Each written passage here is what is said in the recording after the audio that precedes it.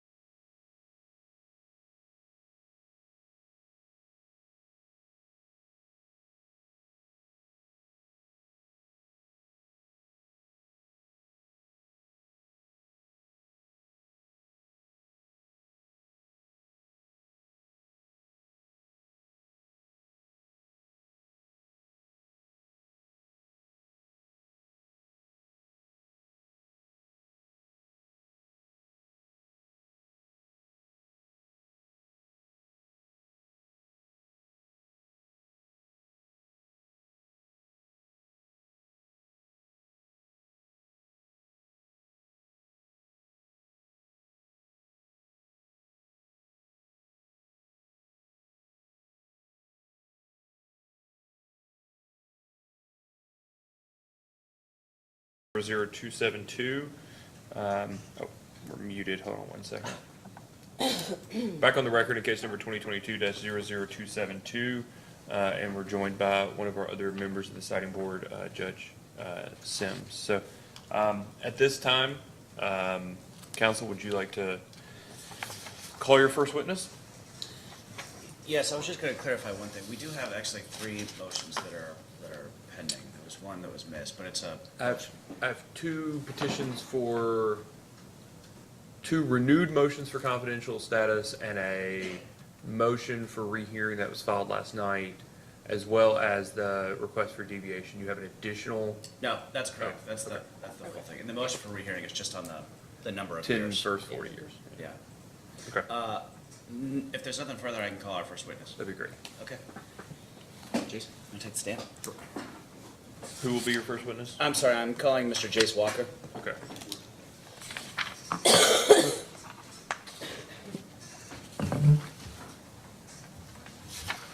All right, please raise your right hand. Do you swear or affirm that the testimony you're about to give is true and correct under penalty of perjury? I do. All right, please state your name and business address for the record. Jace Walker. Business address is 750 San Jacinto Boulevard.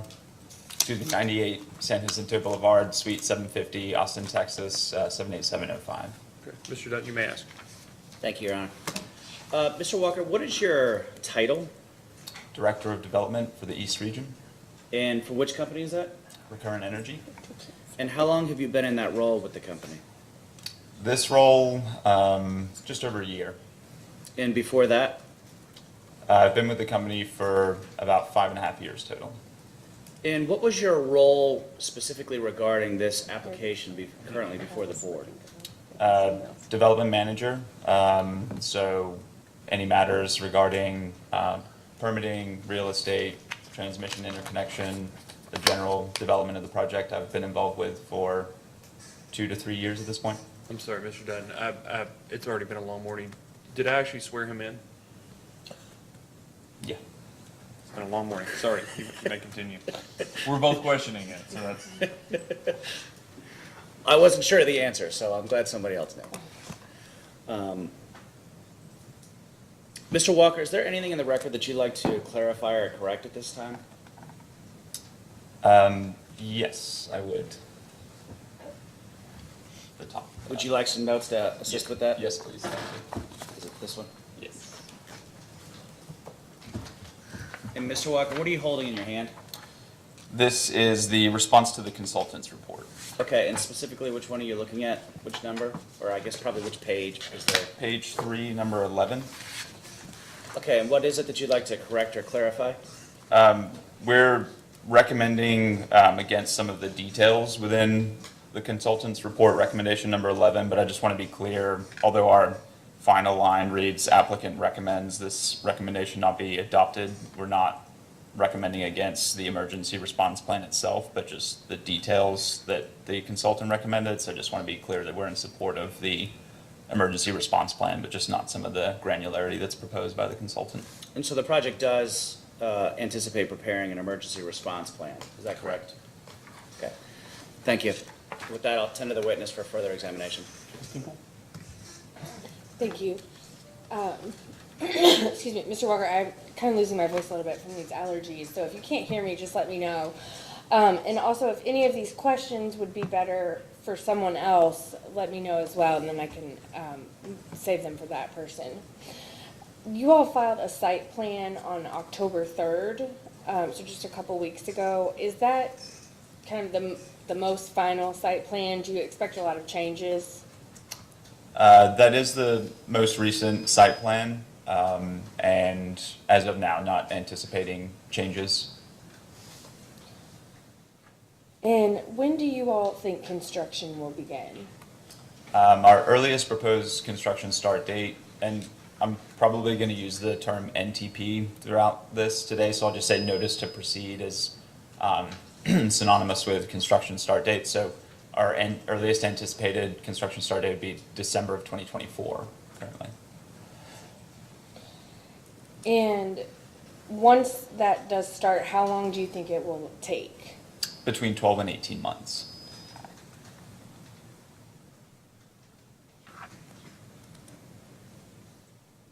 And, excuse me, the total project is listed in various places in the application as being 4,141 acres, but only 2,000 acres will be used for the project. Can you kind of explain that large discrepancy between the total acres and the built acres?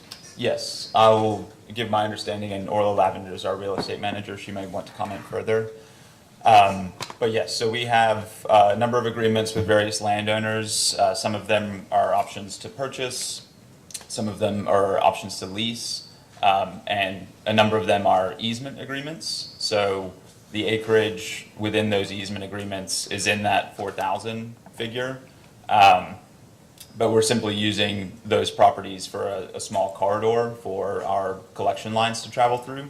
So where a property may be 100 acres, let's say, we might only be using 5 acres of it for those collection lines to travel through. So that's one component of how that 4,000 acres shrinks down toward 2,000. The other component would be non-buildable areas. So we show the 4,000 as the total property that we might be working with a landowner on, but they may have carved out a portion of a house, a barn, just an area that they're not interested in leasing to us. And so those are removed from that 4,000 figure as well. So that's how we get down from the 4,000 to the 2,000 roughly. And, excuse me, you kind of answered this question. So it does appear that it's a very large site, but it's not really that large because it's just the collection lines are going through portions of it. Is that right? Correct. And so those pieces where the collection line is going, are those through easements? Yes, so they may travel through property that we purchase from a landowner, right? Then we own the property at that point. We're able to run those collection lines as we see fit. Same for the leases. If we end up leasing property, we may run collection lines. In both of those cases, though, we might also put inverters, panels, racking, substation, etc. But in easements, we can only use those for their described purpose, which would typically be the collection line or for access. Okay. Yeah. And then for those people who just have the easements for collection lines or access, are those considered participating landowners in the project, or are they non-participating landowners? Good question. I'm not certain. I might defer that one to Adam Peterson, our permitting manager, Okay. or Chad Martin. You said Mr. Peterson? Yes. Okay. Well, let me just ask a clarifying question, if that's okay, Ms. Temple. Mhm. So you all were asked in the first round of data requests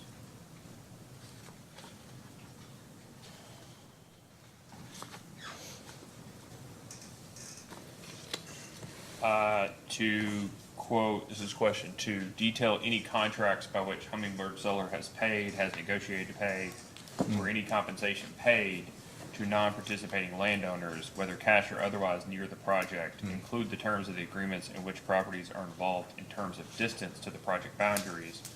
The response, I think, provided by witness Lavender is that Hummingbird has not entered into any negotiations, contract, or easements with non-participating landowners.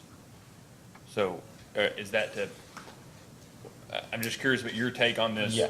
In that light. Would you agree that that response would indicate that you all are considering the folks that you've signed the easements with to be participating, not to be participating landowners? Yeah, I would agree with that. What I'll say is we definitely don't have any agreements with any landowners beyond easements, purchasing, or leasing. I just don't know definitively that we are calling these easement landowners participating, but I would agree that it sounds that way, and so I'll just go ahead and say that yes, they are participating landowners. Well, and I don't guess I'm saying that I really care about the response, except insofar as you're proposing to do things differently or to have different agreements or course of conduct with participating landowners versus non-participating landowners. So for instance, if you guys are like, well, we should be able to put a solar panel closer to a participating landowner, it's fine for maybe the folks that have agreed to lease you their land and they have a house on that land, but if you guys are calling a person that you have an easement to run an underground distribution line across, do they know that you're planning on putting things closer to them than you would otherwise be required to or obligated to by virtue of the siting board? Do you know the answer to that? Yeah, it's a good point. So yeah, I mean, what I'll say is that all of our participating, and so I'm gonna say that easement landowners, now that we've talked through it, I'm gonna say they are participating landowners.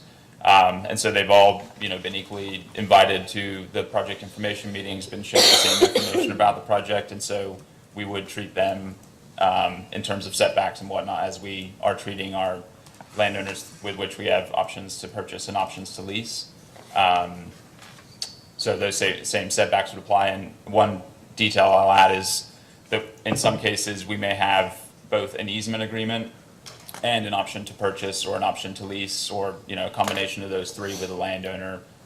So yeah, for participating landowners, all of the above, we're requesting those same setback deviations. Okay.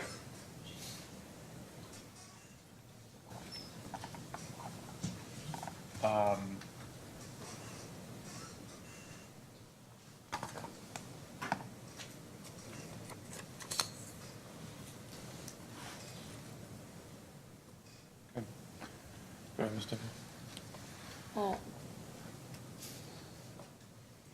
And the site layout is a lot different than ones that are normally put before the siting board.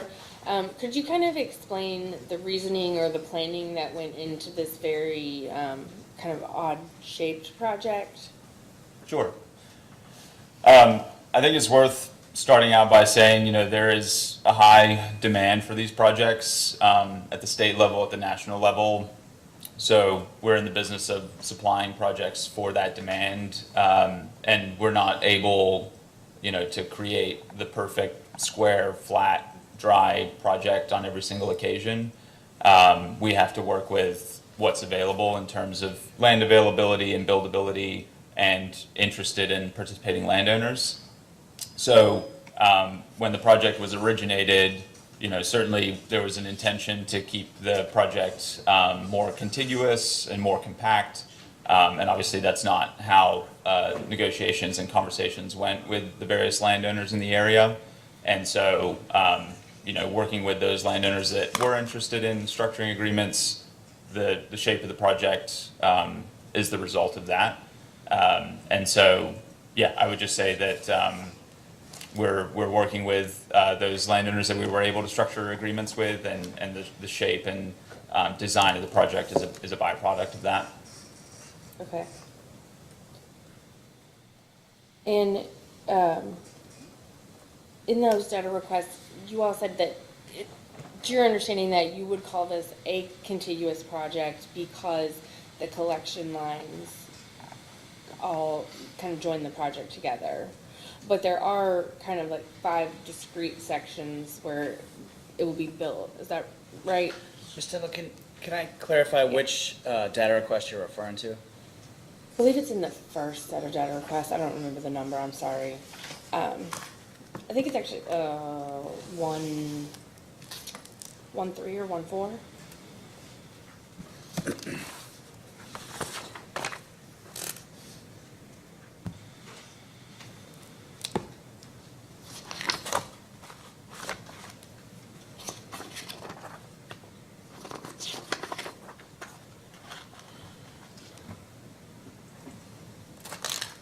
May I approach the witness? I'd like to let him look at the data response. I think it's the SAR Exhibit C that the question's about.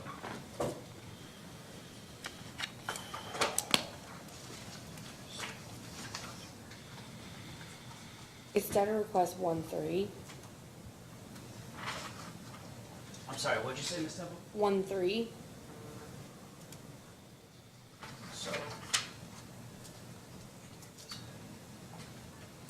So this is data request Thanks. one.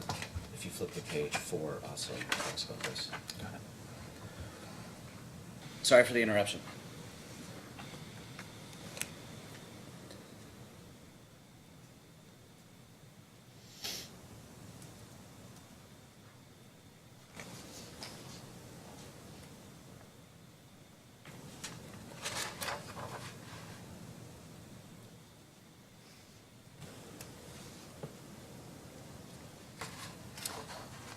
Yes, Ms. Temple, so I'll respond to your question, and it's been a minute, so let me know if I respond incorrectly. Yes, we would describe this project as contiguous because the land position, as we call it, is all interconnected by easements with those collection lines at the bare minimum. I won't comment on like the areas, the 5 or so areas, just because we haven't completed our final engineering design with an EPC, and they may think of things differently in terms of areas of construction. The one exception I will make to the contiguousness of the site would be one parcel belonging to a Mr. Gooding that's toward the center of the project and a little bit south. That parcel, we don't have an easement agreement to connect it, any kind of agreement to connect it to the broader project. We wanted to keep that project in the siting board process in the event that later on down the road we're able to secure a neighboring agreement to connect it to the remainder of the project. But with the exception of that particular parcel, yeah, I would describe the project as contiguous. And kind of what you said kind of goes into my next questions, is that a lot of the responses about how construction will occur and, excuse me, and the collection system, all the responses state that none of that will be known until the contractor is chosen. And so how can you give the siting board confidence in the project when everything is just so up in the air still? There's no real plan on where the panels will be, where the collection lines will be, what the stormwater plan will be, all of that kind of stuff. Can you explain that, please? Yes. So I will at least say that the easement agreements typically, and Ms. Lavender can comment further, but they typically prescribe a specific corridor for the collection lines to run through. It might be a little bit wider than we actually require, but there's typically an exhibit to reflect roughly where the landowner and we agree that the collection line should travel through. And as far as, you know, the location of panels and other equipment, yeah, we are providing a design that's indicative of how we believe the site will look upon completion ultimately. But we do need to leave that design open to the EPC to optimize for a number of things, but cost competitiveness being one, right? They may have a different view. We're in the business, and our core competency is development, not necessarily construction. So we rely on them to make the project as cost effective and as low impact as possible in regards to construction. So we need to leave a bit of a canvas for them to create that final design.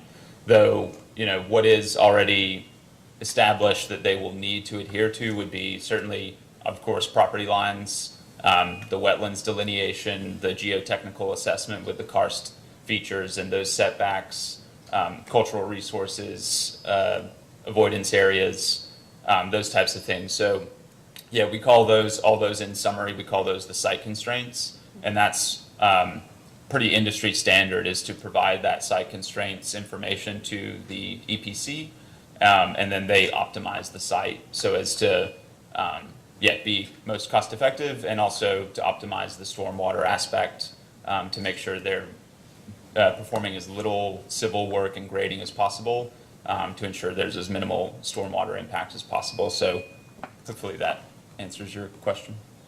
So would the setbacks be considered a site constraint then? Yes.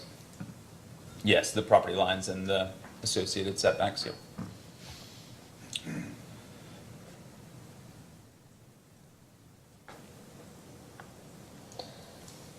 And then that kind of brings me to my next question, though. When you do select this contractor, you said they're kind of the experts on the thing, on the building of the facility, but who employs the contractor? Who ensures that the contractor is meeting all of the mitigation measures that would be in any siting board order? We, Recurrent Energy, will employ the EPC. So we do have an internal EPC team as well. It's a leaner team, though, than what one of these external parties would have. And so our internal Recurrent EPC team will coordinate with that external contractor that's going to actually construct the project.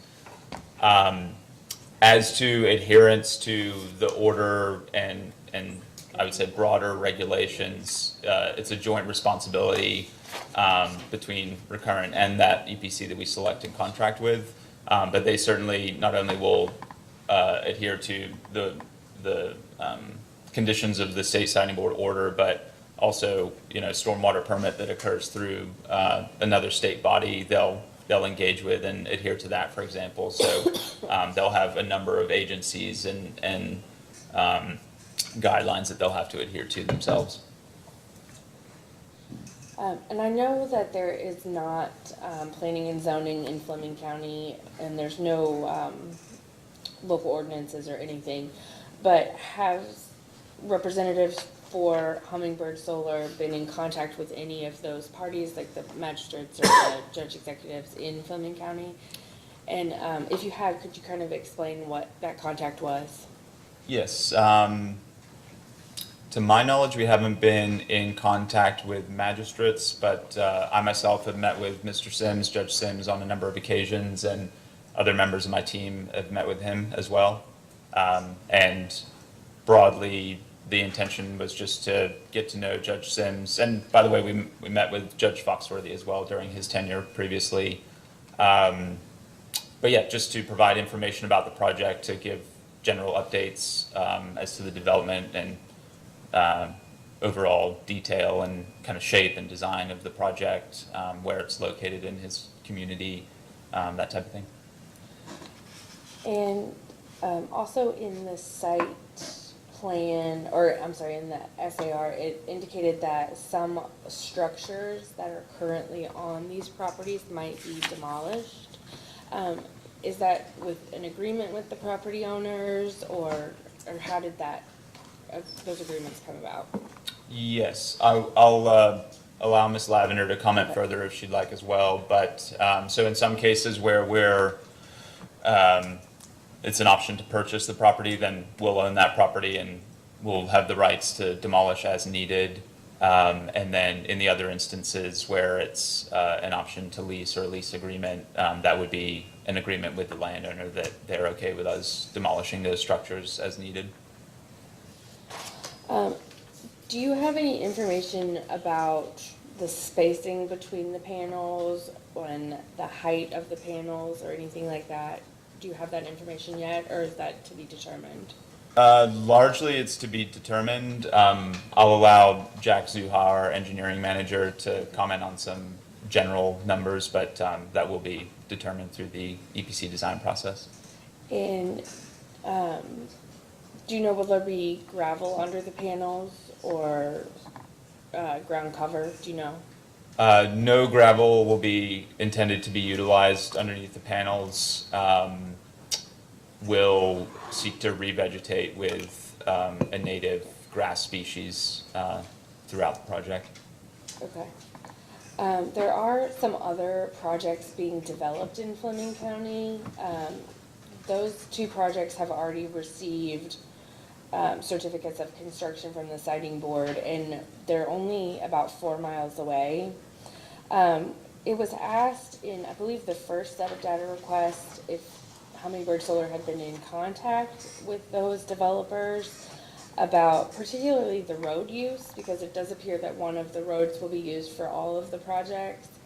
And it stated that that had not been done and probably would not be done. Could you explain that response? Yes, I'll largely defer to Chad Martin to comment on the specificity of the road usage.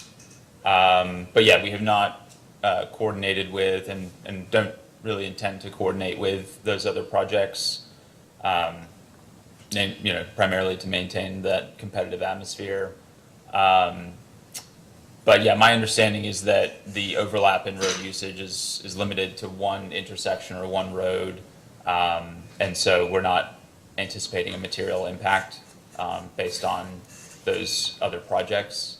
I would also say as well that, we're primarily focused on our Hummingbird project. We hear things in the news about other projects and development schedules, but they're also very fluid and dependent on a lot of factors like the interconnection queue, EPC, market and availability. And so it would not be a good use of our time to try to really track the timing of those projects in our opinion. But yeah, as well, I understand that the impact is limited to that one intersection and road. So not a major concern at the moment. Okay. Could you kind of talk about the landscape plan and how Hummingbird Solar decided where additional vegetative screening is necessary?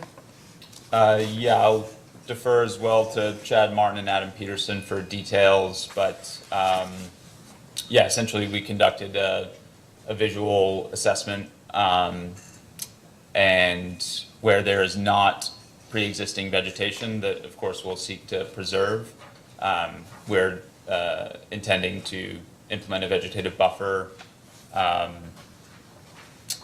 The vegetation that we're proposing to utilize is evergreen so that it is effective year-round. And we're proposing to plant trees that are 6 feet at the height of planting. So they offer, an immediate effect, but also are young enough to where they'll be likely to take root and succeed in the long run. And we're also proposing for those trees to to grow to 8 feet at maturity.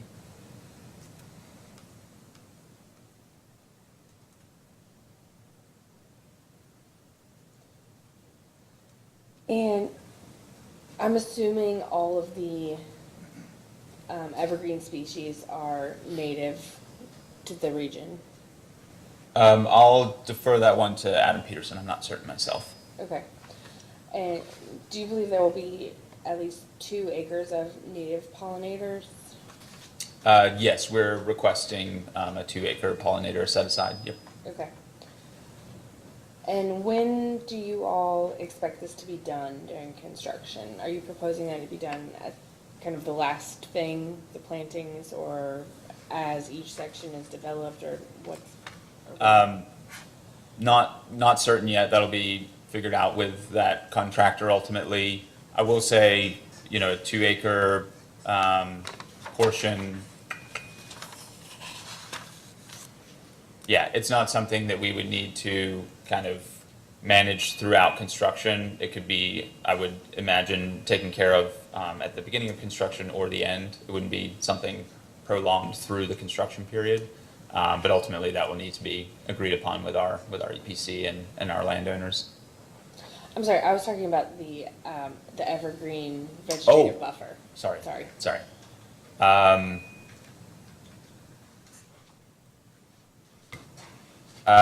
Same comment. That'll need to be determined with the EPC as well as the availability of those trees.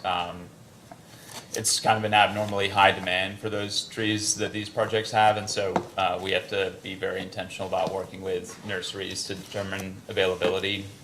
So we can't commit right now to that being completed at the start of or end of construction, so that'll need to be figured out toward construction itself. Okay. And has there been any requests or concerns when you've been out there from non-participating landowners about the vegetative screening, and if they would like more, or if they would like it in a different location? No, there hasn't been.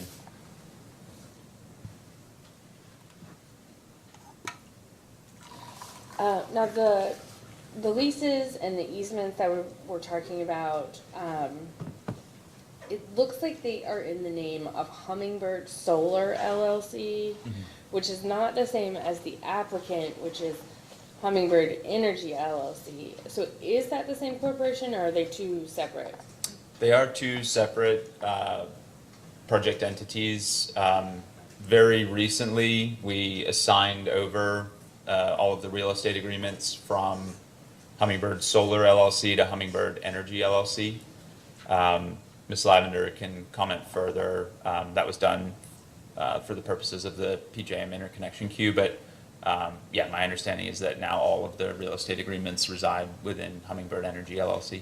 And as a post-hearing data request, would you all be able to provide information that all of them have been transferred or reassigned? I'm sorry. Yes.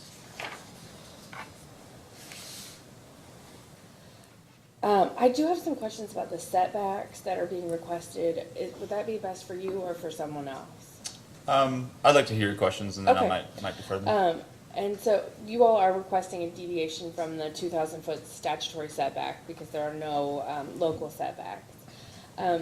In the motion, it's stated that generating equipment will be 306 feet from the relevant residential neighborhood and 1,011 feet for the inverter from the relevant residential neighborhood.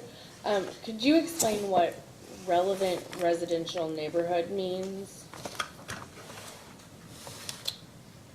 Yes. Stephen, would you mind clarifying where you're looking at that in the motion? The prayer for relief, Yeah. May I the please important witness? part. Yeah, please. Yes, it should be. Yeah, but the relevant neighborhoods, right? And then he's saying that the actual request of the prayer for relief should be the area.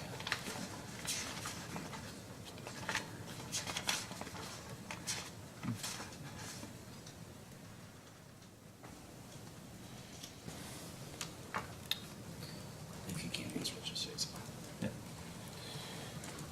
I'll allow Chad Martin to comment further, but I will say my understanding is that the relevant residential neighborhood here is referring to page 3, where it quotes the nearest home within the residential neighborhood is approximately 305 feet from the project boundary. That is referring to the Beach Springs Drive residential neighborhood at the bottom of page 2. So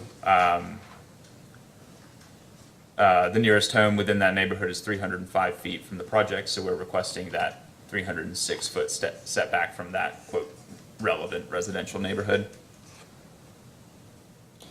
Okay, and so what does that mean? Does that mean the fence? So will the fence, are you requesting the fence for the project be 306 feet away from that home? We're requesting the generating equipment, so my interpretation of that would be the solar panels themselves. The fence, you could imagine there might be, let's say, a pocket of floodplain or something where we'll need to place the panel and then hop over the floodplain and then place the fence line. So we're not referring to the fence line or roads, access roads, things that are non-generating. We're referring to electrical equipment essentially with the panels themselves. And so the project boundary would be much closer than the 306 feet. Yes, that's possible. Have you spoken to that person? No, not that I'm aware Has anyone spoken to that person? of. Not that I'm aware of.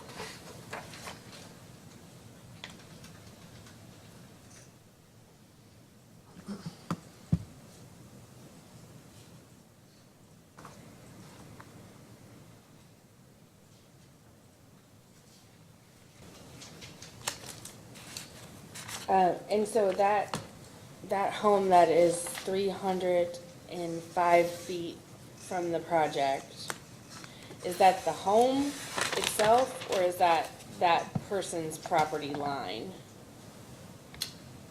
I will defer that to Chad Martin. Okay.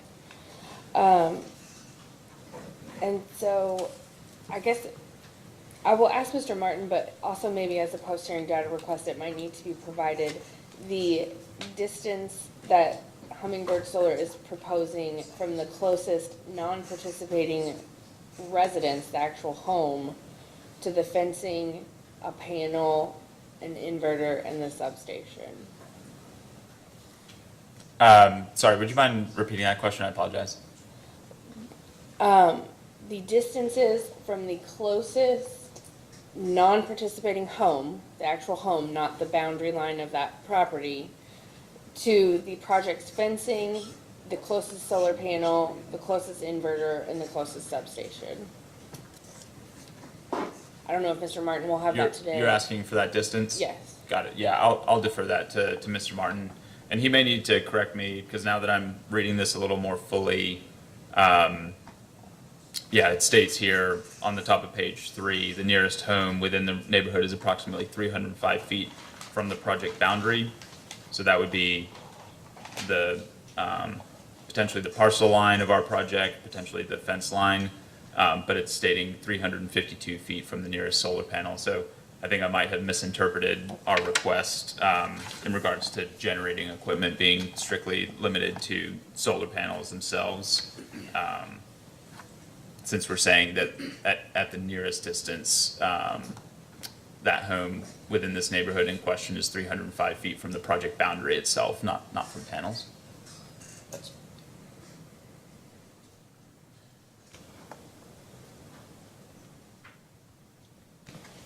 I think, I just got a message that we might not be streaming anymore. There might have been that issue, streaming. Let me check and make sure.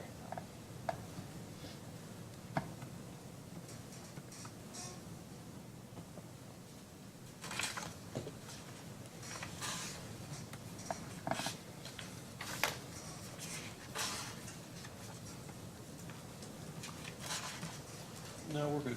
Okay.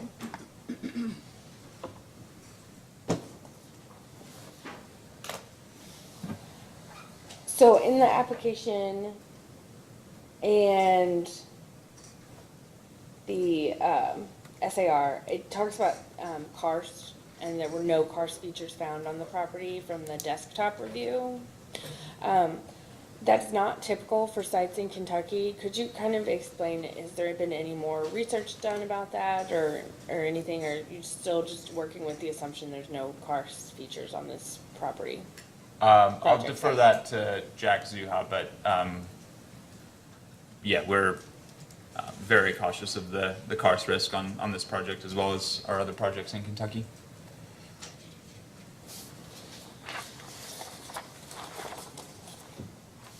And we briefly touched on this about the contractor. I'm sorry. Does Hummingbird Solar itself have any employees? I won't, well, no, it does not. It's a special purpose vehicle for the project and the project documents and assets. And so everyone working on the project will be employed by Recurrent Energy or by someone else? By Recurrent Energy and our subcontractors and contractors, yep.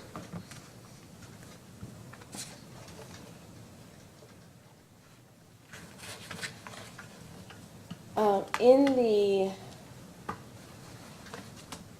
application, the Exhibit C, which is a certificate of compliance, it was signed by someone named, I don't know if I will get this right, Spivey Pop? Who is that person? He's my boss. He's the managing director of development at Recurrent.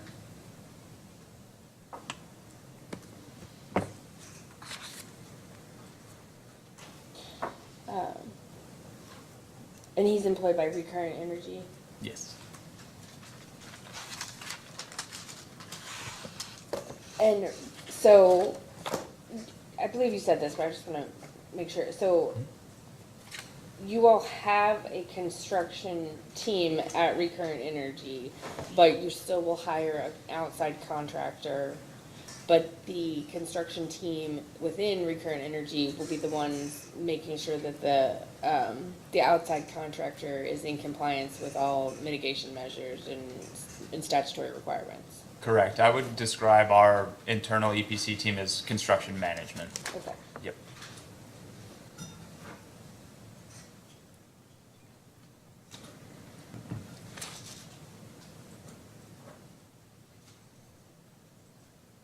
And is that actually within Recurrent Energy, or is that another subsidiary, or? Um,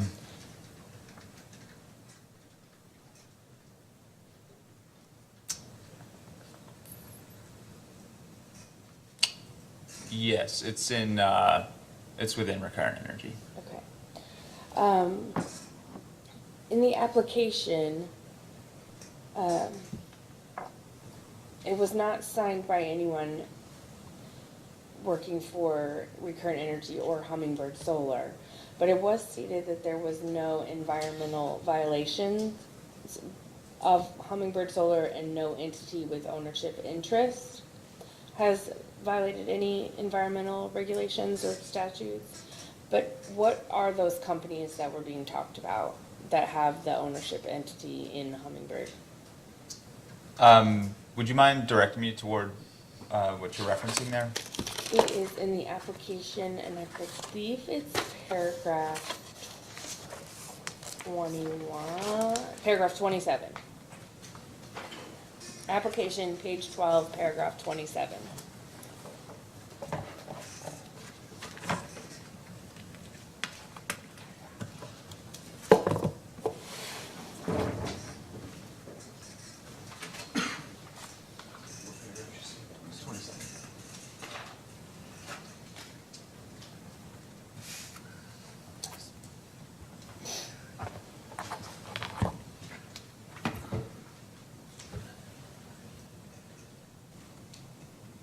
That's what I thought.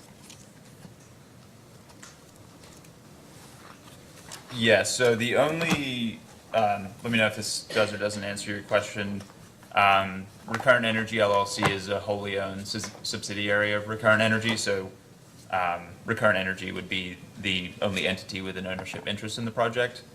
So my understanding here is stating that neither Hummingbird Energy LLC nor Recurrent has violated any state or federal environmental laws or regulations. Okay. And is Recurrent Energy by itself, or is it owned by someone else? Recurrent Energy is a subsidiary itself, yes. And who is it a subsidiary of? Canadian Solar? But the environmental certification didn't go back that far? I can't say definitively. Not certain myself. Okay. Can I ask a couple follow-up Yeah. questions just before we forget here? Excuse me just for a minute. You work for Recurrent Energy LLC? I do.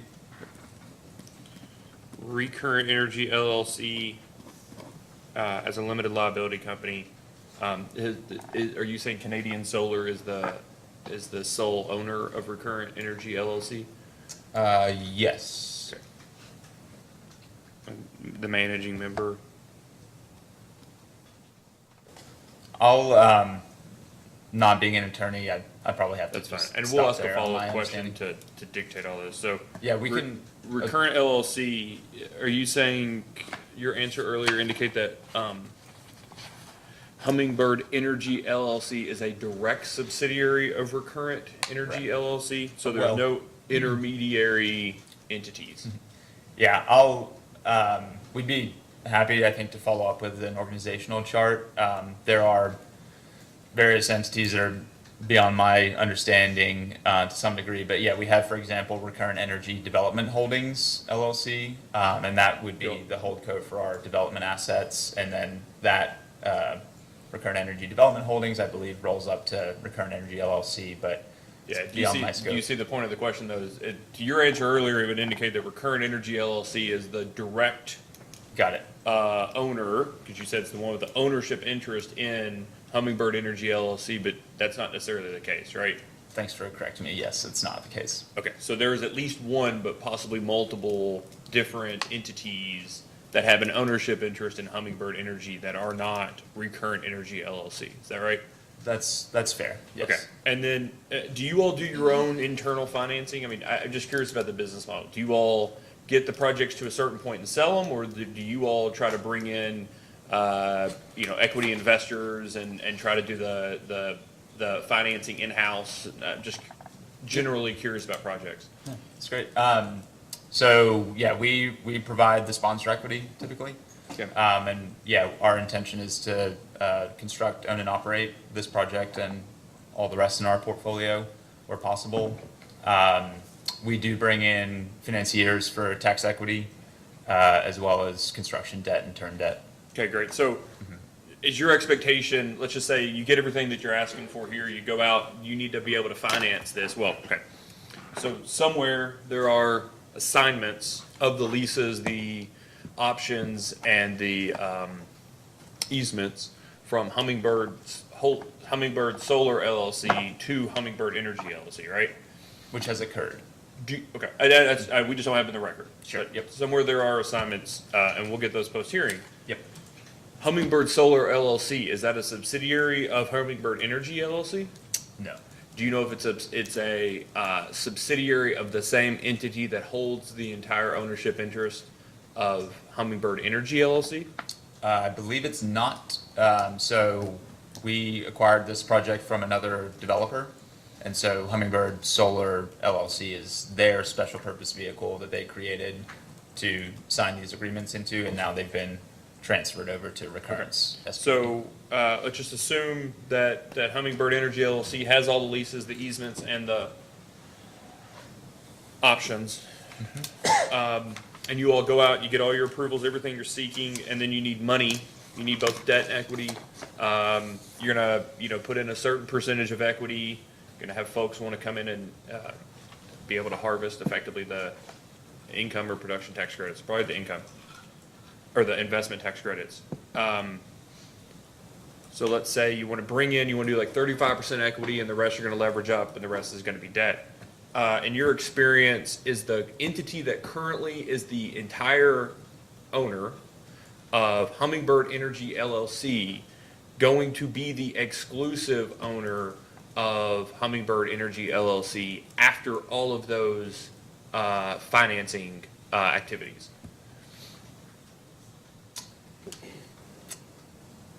Good question. Not on the project finance team, so I don't know with certainty, but, if we construct, own, and operate a project, we maintain all the interest, right, in the project. I'm sorry, who's we? Sorry, Recurrent. That's why I want to, so I get that it all stays under Recurrent, but is it your understanding that other entities are brought in and provided some sort of ownership interest in the applicant? Right. My understanding is that it's not. We're providing, like you said, depreciation, investment tax credits, cash flows, but not necessarily interest in the project. Okay. Unless we specifically sell down our interest, which sometimes we do, but that it's not a necessity. We would just do that if there's an eager investor. Okay, so as opposed to, do you have anybody on the team here as a witness that knows more about that than you do? Not here today. Okay, so we're gonna ask a post-hearing data request to fully explain, just as an ordinary matter, if you all were doing the effective, and we'll write the question, but if you all were doing the in-house financing, what those transactions look like in terms of the umbrella of Recurrent Energy LLC or Canadian Energy LLC or the DevCo or whoever else, and then we'll ask for that organizational structure for all the relevant entities that have an ownership interest in or an ownership interest in entities with an ownership interest in Hummingbird Energy LLC. Sorry, Ms. Temple? Yes, the project is going to interconnect with an East Kentucky Power, transmission line. Have you all completed, are all of the PJM studies completed? Not yet. And when do you expect those to occur? I'm I'll defer that to Ben Kerr. Yeah, I'll defer that to Ben. Now, as far as the, the transmission line that you all are proposing to build to interconnect, how long is that expected to be? Our transmission line is a very short one, traveling just from our project substation, which will be located as close as possible, as close as reasonably possible to the EKPC transmission line. I don't know for certain the construction period for that, but it would certainly be a subset of that 12 to 18 month period, and a fairly minor one at that I alluded to earlier. No, how long will it be? I'm sorry. I don't know why. I thought I was talking construction timeline. Unless Greg can point me to where that, I believe, will be located in our filing, I'll probably defer that to Adam Peterson or Jack Zuha. Okay, that's fine. Has there been a PPA executed for the project? No. All of the leases contain decommissioning obligations to remove all underground components of the project. I'll defer that to Orla Lavender. Okay. And then I think that's all I have for you then. Thank you. Great. Deputy Secretary Lyons, do you have any questions? No, Your Honor, I think all my questions are for other witnesses. Thank you. Okay. Mr. Montgomery? Yes, Mr. Chairman. Good morning, Mr. Walker. I just have a few questions. And in very broad terms, how does Recurrent Energy determine the cost of a project? And I'm asking in the terms of, or in spirit of Ms. Temple's question about, the time frame and still trying to identify a EPC. And so how do you all determine the cost of a project before identifying an EPC? Great question. I would say estimating mostly at the moment. So we do have, of course, a financial model for every project. Capital expenditure with the EPC is the largest bucket within that financial model. Certainly there's, cost to survey the property, most of which has been done. There's cost to secure permits like these, go through processes like these that are factored into the model. Financing costs are projected in there. So it's a very complex tool. But, at present, where we don't have hard figures, we're estimating. And that's true for the EPC costs and the CapEx right now. So we're just using, our experience on other projects, our understanding of the industry at large to estimate those costs. What we'll eventually do is host a request for proposals within the EPC community. And so we'll have a competitive tender for those EPCs to provide proposals, both on an indicative design basis and also on a cost basis. And then we'll pick the optimal proposal from that solicitation.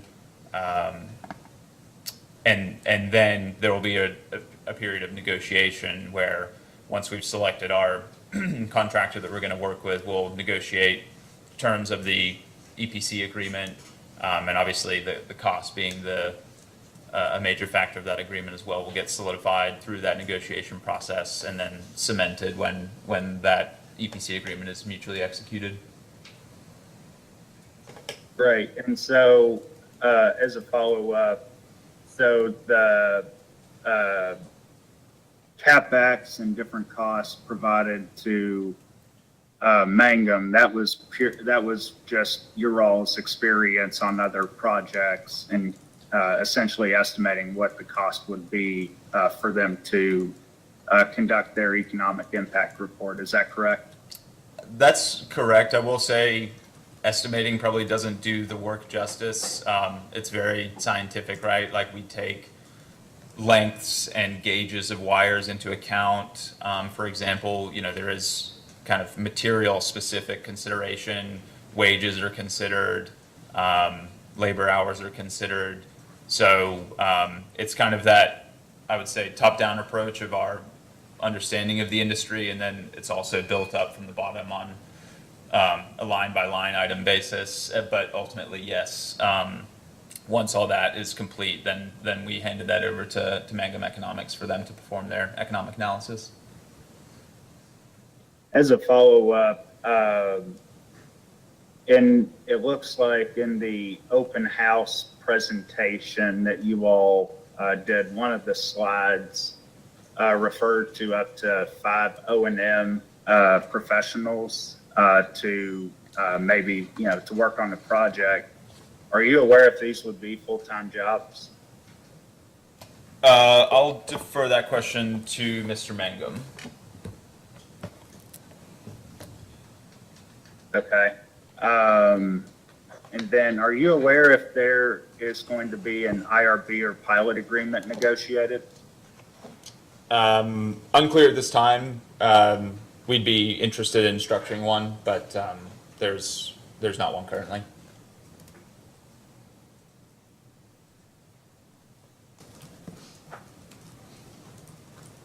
That's all the questions I have, Mr. Chairman. Judge Sims, do you have any questions for this witness? Not this time, sir. Thank you. Vice Chair? Good morning, Mr. Walker. Morning. The plan does seem to be a little bit short on actual physical details about the construction. In the response, Hummingbird's response to the consultant's report, there was a detailed project-specific construction schedule promised prior to commencing construction. Do you know when we might see that?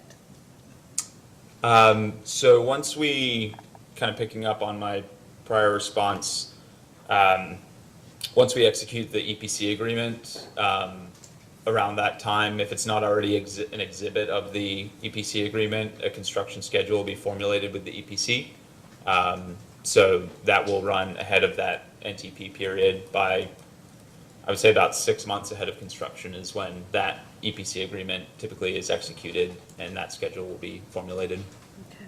And regarding the landowner that's non-participating, is it probably right there in the middle of the sort of Y-shaped project? Greg, would you mind handing me a map? Thank you. Mr. Chairman, we have maps to hand out if that would help. Yeah, if you don't mind. Can I have this labeled as Exhibit 1? All right. Label this map as applicant's exhibit 1. We actually have a giant blown up one. Anyone needs to reference to it. Thank you.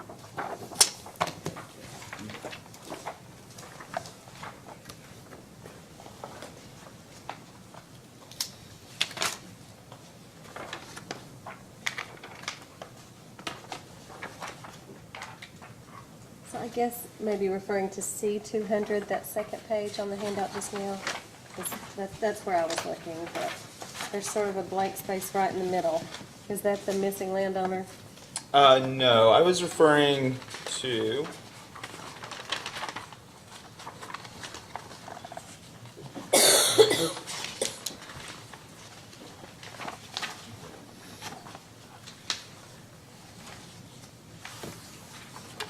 C200, and Ms. Lavender can correct me if I'm off base here, but the Sheet? C200? Yes, there are multiple C200s. Oh, sorry, sheet 3 of 5. Thank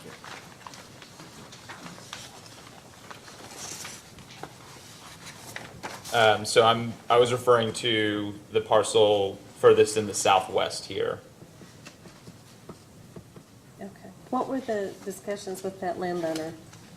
I've not necessarily seen an objection from a landowner by that name, but Yeah, so to be clear, we have an agreement with this landowner. I was more so referring to the connectivity. We don't have an agreement to connect this landowner's property to the remainder of the project at this time.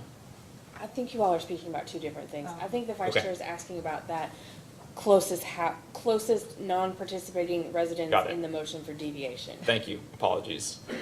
In that case, I'll defer that question to Chad Martin. Apologies for misunderstanding. I was just trying to figure out why it wasn't contiguous, and so Oh, I think that I wasn't. Okay. asking about the- Oh, I'm sorry. Then I Yep. think I was confused. I'm sorry. all good. So, yeah, does my prior answer help then? So we do, with this landowner, we do have an agreement in place. And unfortunately, we haven't been able to secure an easement or any other kind of agreement to connect this parcel to the rest of the project. So that's why this one is non-contiguous at the moment. So what is the agreement with that landowner then? I'll defer that to Ms. Lavender as to whether it's an option to purchase or option to lease. All right, thank you. Just to follow up on that, will you be looking for an agreement with that landowner as you move forward? So I'll just say again, with this landowner where the panels are shown, we do have an agreement, so that's secured. As far as connectivity to the remainder of the project, it's not something we're actively pursuing right now, but we'd certainly be open to it if we're able to structure something with a neighboring landowner. I think the intention here was that if we were able to structure an agreement with a neighboring landowner and make this particular parcel contiguous, then we would only come back for an additional approval on that new agreement, but we would already have in place the approval on the existing agreement.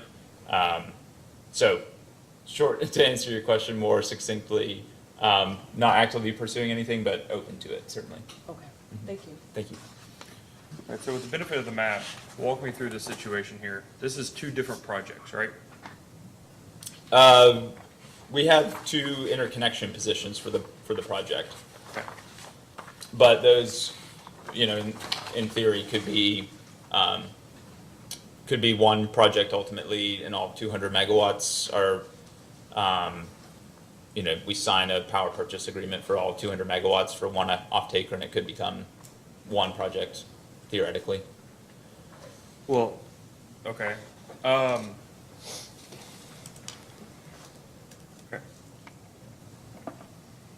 You're asking for two separate sets of capacity interconnection rights with PJM, right? Correct. Okay. Do you know how those two agreements break down based on the geography of the project? They don't. Good question. I'll defer that to Ben Kerr and Orla Lavender as to whether specific agreements are sort of allocated to one or to one queue position or another, or whether they're all kind of representing each queue position in total. Okay, so do you know whether or not you represent to PJM, whether you have land under control for a queue proposal? We represent that we have site control for both queue positions. I'm just not certain how it's divvied up, if at all. You don't know what land you told them you have under control? I Is that personally right? don't, but I know that my team members do. Okay. And who knows that? Miss Orla Lavender and Ben Kerr may be able to comment on those.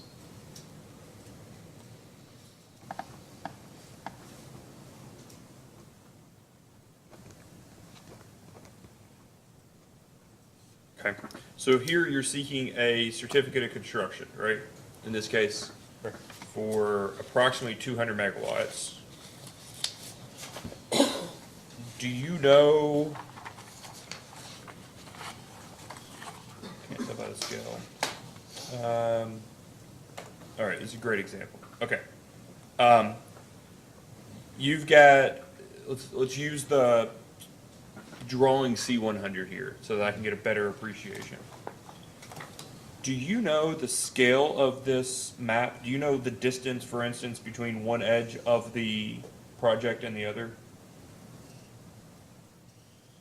I know you guys are about 4.5 miles from the closest point to that other project, but do you know how far you are from like row D column, or row D column 4, the top right hand corner, all the way down to A1?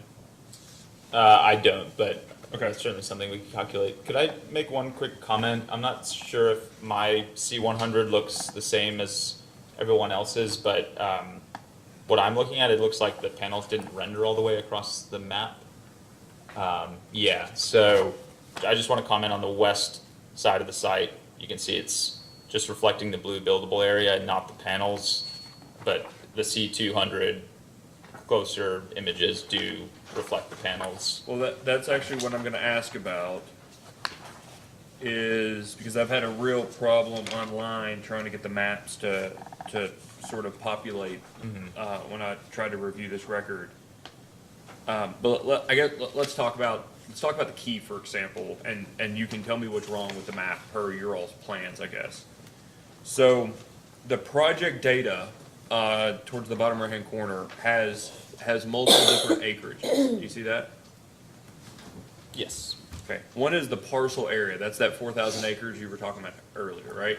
Correct. What is the parcel acre represent? Is that acreage amount represented in this map by anything in particular? It is. It's very, very faint. It's easier seen if you flip to C200. You'll see in the legend, it's the 5th item down, property boundary. It's a Okay. purple line.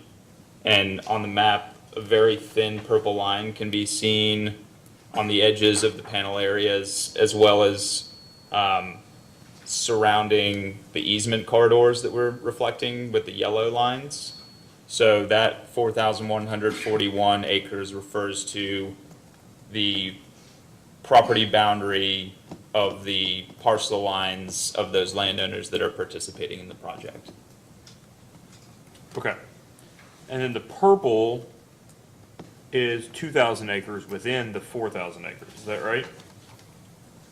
Correct. I'm gonna say it's bluish purple to me, and so that would be, like, for the easements, for example, that yellow corridor, as you can see, like, a massive subset, or a very, very minor subset of the property boundary there is an example of what I was mentioning earlier. And then, this blue buildable area accounts for wetlands, floodplains, non-buildable areas that the landowners preferred against, as well as setbacks. So, yeah, that's how we go from the 4,000 down to the 2,000. Okay. So I just want to ask you for a second. You keep using the word contiguous, and I have an appreciation for what you intend on meaning with contiguous, but if we accept that contiguous means actually touching each other, like adjoining, would you agree? I mean, when you say contiguous, you don't mean adjoining, right? You mean connected by something else. Correct. Okay. So everything on this map is connected except for what? Except for, if we flip to page 3 of 5 on the C200, this southwest parcel. Sure. Is that where you don't have the agreement with the landowner? Got it. With Okay. the neighboring landowner. With the neighboring, correct. Yep. okay, Yes, thank ma'am. you. Yep. Okay, so if we go back to C100, it's the one smack dab in the middle of the page, More or less, correct. the very front page. Okay. So that has, I guess I can't figure out, that's on a road. Do you all know whether the public right-of-way is available for the collection system? It's a good question. We typically prefer to work with private landowners, but we might explore that. it may not be legally, I didn't Yeah, know I'm not certain. if you knew. Okay, so because we've got this, I'll call it an issue, because we have this issue with, I guess it's maybe cyan or whatever in the printer, where nothing in this left-hand side of C100 is doing anything in orange or red, because it's also missing out on that transmission line. Do you see that? It is, yes, Yeah. I do. And it's also missing out on the little purple. So it's something going on with the red hues there. So, well, maybe also the black, but it got the purple, so that's fine. But are you saying that there's connection, you already have easements to run collection systems to that Yep. area at the very, I guess, the south of the project? Yeah, if you don't mind, let's go to sheet 4 of 5 of the C200, and then 5 of 5 will also reflect that area. And so here it is. We've, from what I can tell, it's rendering all of the colors correctly. And so we've got, the faint property boundary purple line. We've got the blue buildable area. We've got the panels shown, as well as those easement corridors. So this would represent what we would call the contiguous aspect here in sheets 4 and 5. Okay. All right, so a couple questions. Is the legend here on the right, so the legend says something about a battery location. Is that just a general ledger position, or are you all proposing a battery in this project? We do have the batteries shown on the design. It's seen on sheet 2 and 3. Probably 2 is the best view. And that's part of your construction certificate in this matter? Correct.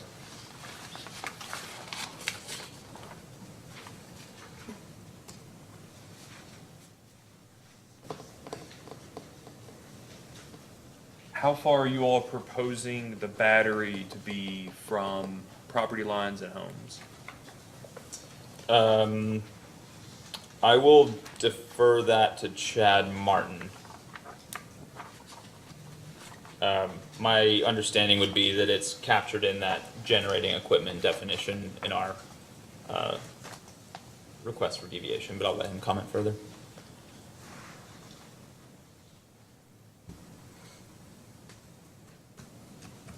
Okay.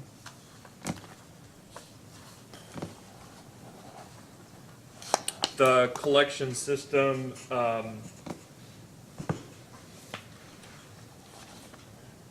I know what I was gonna ask. Okay, so everything post the C200 pages have the location of panels, correct?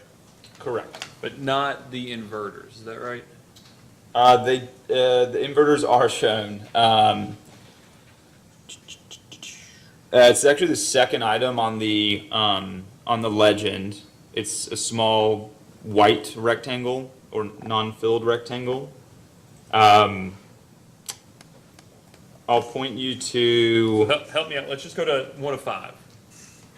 Yep. Just work with Okay, me yep. there. Okay. So let's just work in rows D and C and go across there and scan across.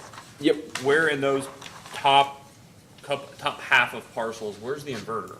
Yep. So if you go, let's say, right between D and C on that midline, and then you go to about 2.25, let's say, 2.5, there's going to be a little inverter located next to an access road right there. So that smudge is an inverter? Yes. Okay. Yes. So the top right-hand corner, there's an even smaller smudge next to what seems to be maybe an exclusion area or a hole or a pond, I don't know. In the very middle of that, does that have an inverter for that entire area? Do you mind triangulating me with? Yeah, let's call it the mark between 3 and 4. Mhm. Let's call it halfway across D.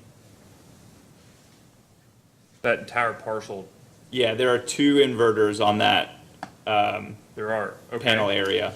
Can you tell me where those 2 inverters are? Yes. I'm going to say take the midline of C and D again and go to 3.5, 3.25. There's one on the south side of these panels that we're looking at. Okay, that doesn't show up on my map, so. All right, so the collection system, let's just stay right where you were saying that there is an inverter. Just north of that, collection, that 34.5 kV, I assume it's 34.5 kV. But the lower voltage collection system. Okay. That's going to be, how do I say this? That collection system is going to be an alternating current, right?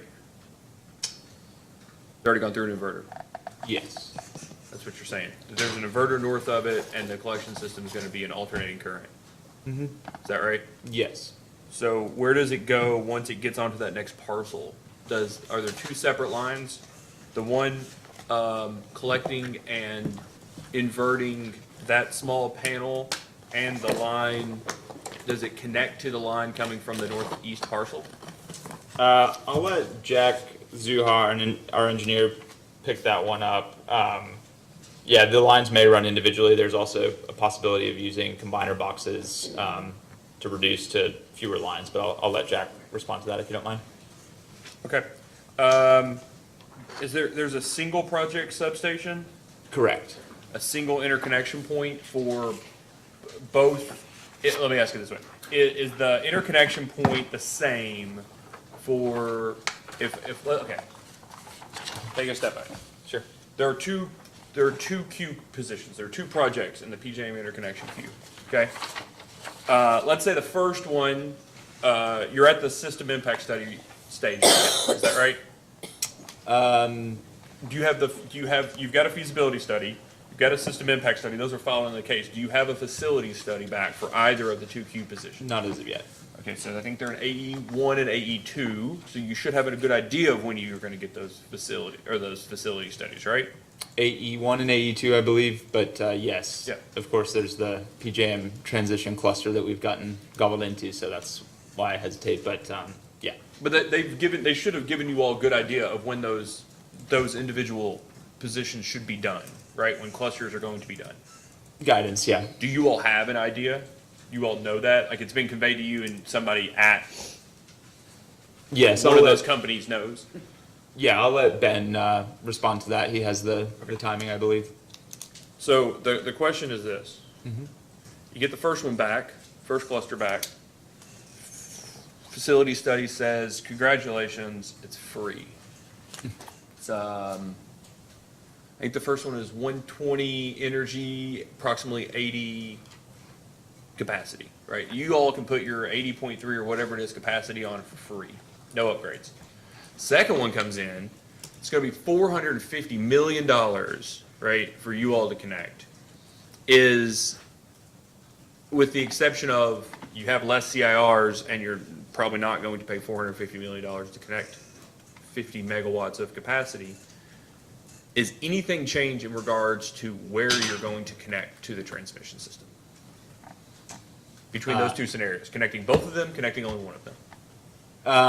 No, I will say this location of the, it's a proposed project substation area, so this is our internal best understanding of where is going to be the best place to locate our project substation as well as EKPC's switch yard.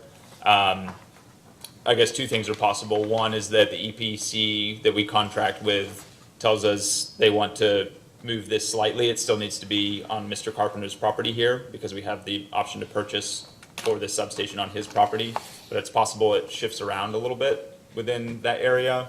The other possibility, right, is that we then have our scoping call finally with EKPC and they have a slightly different preference for the utility switch yard than what we've proposed. But I think to answer your question concisely, no. If the second queue position gets blown out of the water with network upgrades, that doesn't materially impact our proposed interconnection location.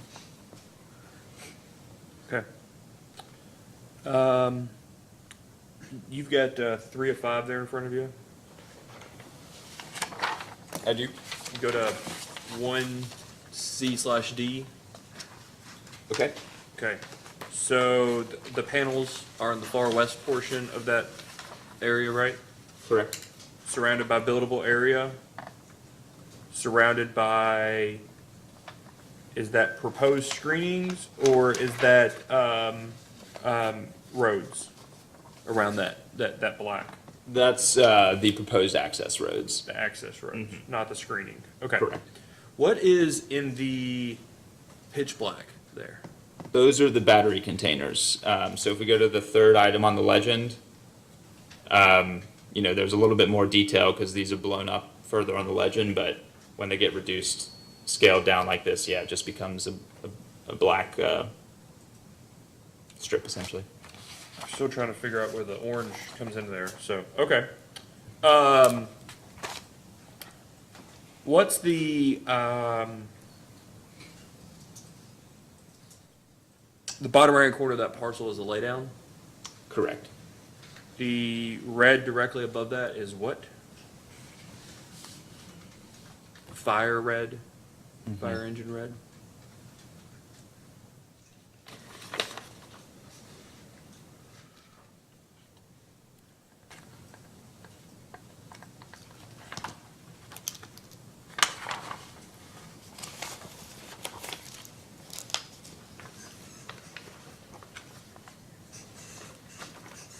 If I may, Mr. Chairman, the witness may want to look at C100 for reference. That's fine.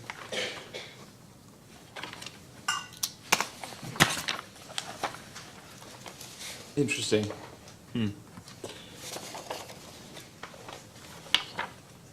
Okay.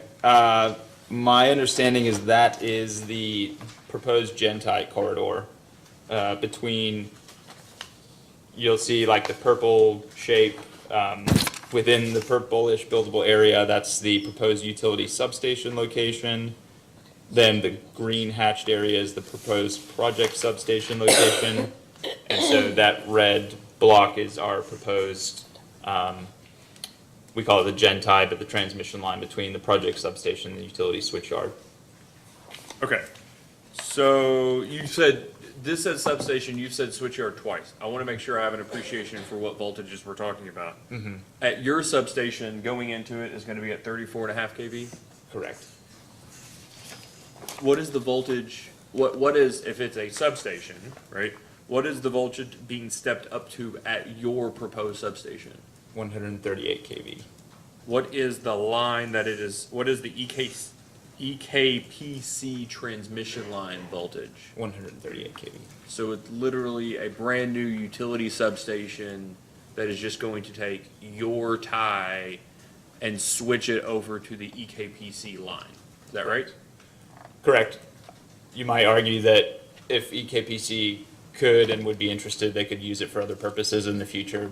It becomes their property. It's not ours, but the original intent of building it would be for our project to interconnect. Okay. You all pay for that, for them? Yes.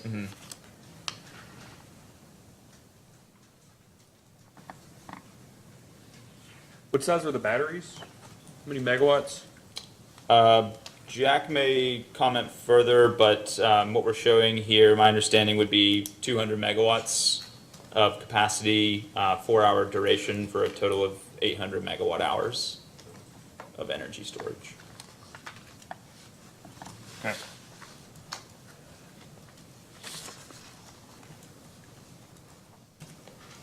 Mr. Dutton, do you have any more questions? I just have a couple of follow-up, if I may. Mr. Walker, there's been some discussion about the strategy for construction on this project and the way the construction will unfold. In your experience with developing projects, is the current known construction schedule for this project any different from any other project you've worked on at this stage of the development cycle? No. Were you the lead developer on the Blue Moon project here in Kentucky? Yes. Was the Blue Moon project at this stage of the development cycle more fully developed in terms of the anticipated construction schedule? No. Was it roughly the same as it is in this one then? Yes. Okay. I have no further questions. Anything else, Mr.? No. All right, thank you very much. Thank you. Maybe excuse. We'll take a short recess. We'll just take 10 minutes. We'll come back at 11:15.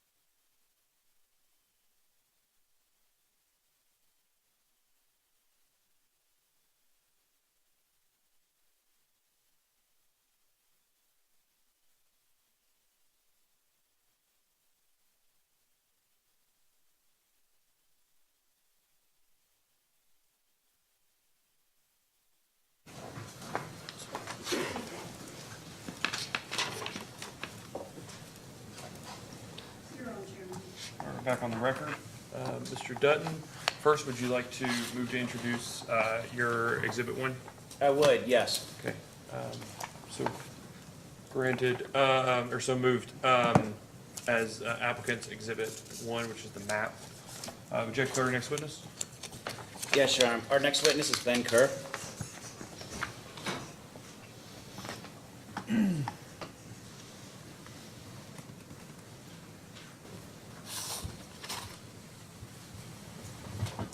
Please raise your right hand. Do you swear or affirm the testimony you're about to give is true and correct under penalty of perjury?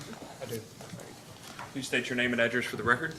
Ben Kerr, work address is 98 San Jacinto Boulevard, Suite 750, Austin, Texas. All right, please make sure you've got the microphone close to you. However loud you think you need to talk, I promise it's louder with the shroud. So, Mr. Dutton? Mr. Kerr, who is your employer? Recurrent Energy And what is your role there? Development Manager, How long have you been in that role? 17 months. And what is your specific role regarding this application? I have assumed the day-to-day project development activities to advance the project to a successful outcome. Okay, so you are here for Mr. Walker's testimony, is that correct? Yes, sir. Just a couple of things to clarify. In terms of planting trees, specifically the evergreen trees, the vegetative screening, do you understand what is the applicant's request to the siting board regarding what that schedule will be for planting those trees? Yes. Can you explain what that is, the request here? We are requesting both before, during, and after construction, so having the flexibility to plant those trees as appropriate throughout that construction process. And do you understand, there was a question about where the project sits and the PGMQ and what the timeline is for that. Were you here for that testimony as well? Yes. Can you answer those questions? Yes. So we anticipate PJM giving feedback in the first 3 quarters of 2024. And if I may, can I point you to, let me see, the motion for deviation, page 3, and you've got a binder there that should have that. It's binder 4, tab 19.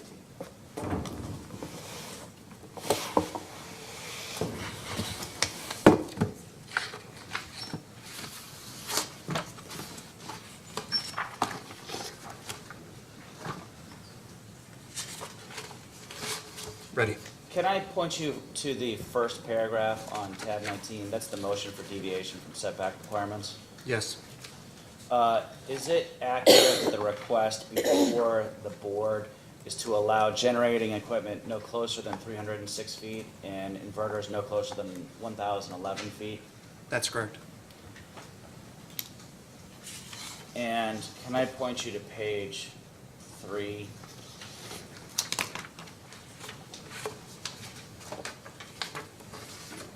So the last sentence on page 3, is it your understanding that the nearest home to any residential neighborhood would be 243 feet from project boundary and 306 feet from the nearest solar panel? Yes, that's my understanding.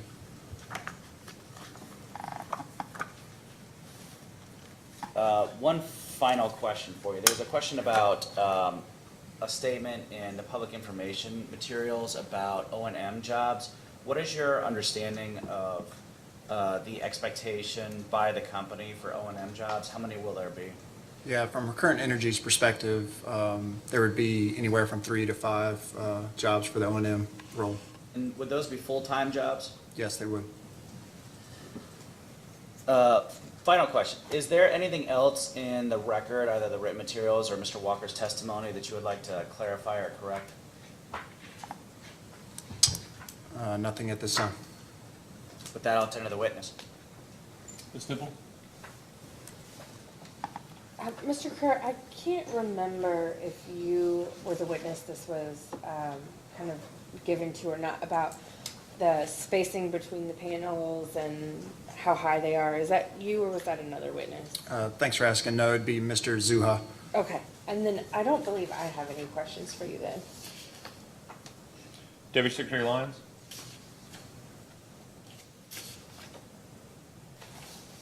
Yes, Mr. Chairman, thank you. I think I have one, Mr. Kerr, and it's regarding the, Oh, Deputy Secretary, it may be, you may have to be talking in the direction of the microphone. It was hard to hear you from that. I'll bring my notes closer to the microphone, sorry That's about much that. better. So, for the purposes of my question, I will consider the areas of the project non-contiguous, because they do not touch, but it's in relation to, I guess, the construction schedule, traffic on these small country roads, and how you guys will handle construction traffic. And just to give an example, during harvest season, it's not uncommon to see combine coming down one of these narrow roads. How are you going to avoid a tractor trailer bringing in equipment and/or materials on these small roads? Has there been any thought given to how you'll handle construction traffic during the active construction period? No thought to date personally from the development side, but there will be a plan put in place. I'm drawing a blank on the exact verbiage of that plan. But there is a plan for how to handle the transportation and traffic flow. Well, I think we'd be interested in seeing that. I mean, this is not uncommon, obviously, with all our solar projects, but I'm very familiar with the area in which you all are planning this project, and I know the nature of the roads, and particularly during harvest season, you could come to an impasse with a large combine versus a semi, and I don't think either would be turning around. So I don't know if that's escorts with radios that you need to do or need to think about, but with 6 different areas with 6 different laydown spots, I think some serious consideration of local traffic needs to be taken into consideration. That's all I have, Mr. Chairman. Thank you. Mr. Montgomery? Yes, Mr. Chairman. Just to follow up on Mr. Dutton's question as it relates to O&M job, is there any way to quantify what the wages for those jobs would be?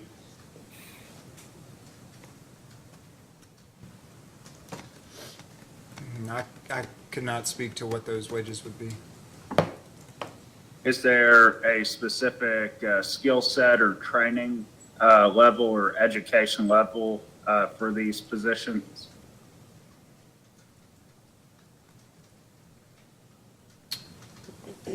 I could not speak to that. Generally, there's some key and common skill sets, whether that be vegetative maintenance or whether that be more on the assessment of how the system's performing. But I could not speak to that, Mr. Montgomery. Nothing further, Mr. Chairman. Thank you. Question? Oh, I'm sorry, Judge Sims? No questions, Mr. Chairman. I've got a couple questions for you here. You said that you should get a facility study back from PJM in one of the first 3 quarters of 2024, is that right? Yes, sir, Chair. I hesitate just being out of control of that schedule and knowing there's quite a few folks in that queue process. I hesitate to say a specific, month. Yeah, let me be clear. I'm not asking you when PJM will do something. I'm asking you, has it been conveyed to you what PJM's expectation is of when they'll get it done? Yeah, the expectation is that it'd be in the first 3 quarters of 2024. And that's for both AE1 and AE2 queue clusters? That's my understanding. Yes, sir.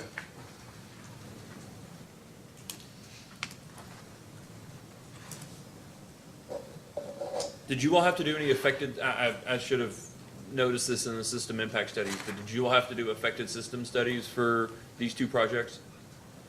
I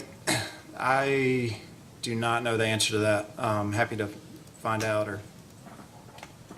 Okay. Let's just, if the application doesn't,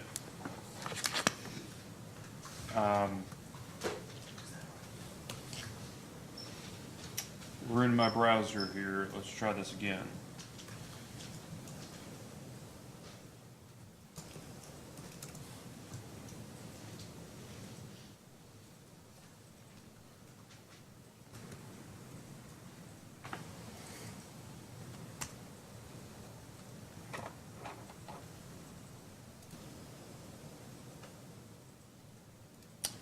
Just with one of them, there were no affected systems, so I assume that's the case with both of them. Is that a fair assumption? Oh, okay. One of them requires an LG&E affected system study for the AE2 project. Do you know whether you've gotten that back from their ITO, Transerve? No, I do not. Okay. So we'll ask as a post-hearing data request for the affected system study. And that's for, the AE2-038 project. I think that's the smaller of the two. Yeah, for the smaller of the two. Okay. Do you know whenever you all have made or subsequently amended your queue requests, whether you all indicated that you had any particular land under control for purposes of each project? Yes, we did have to provide that to the PJM interconnection.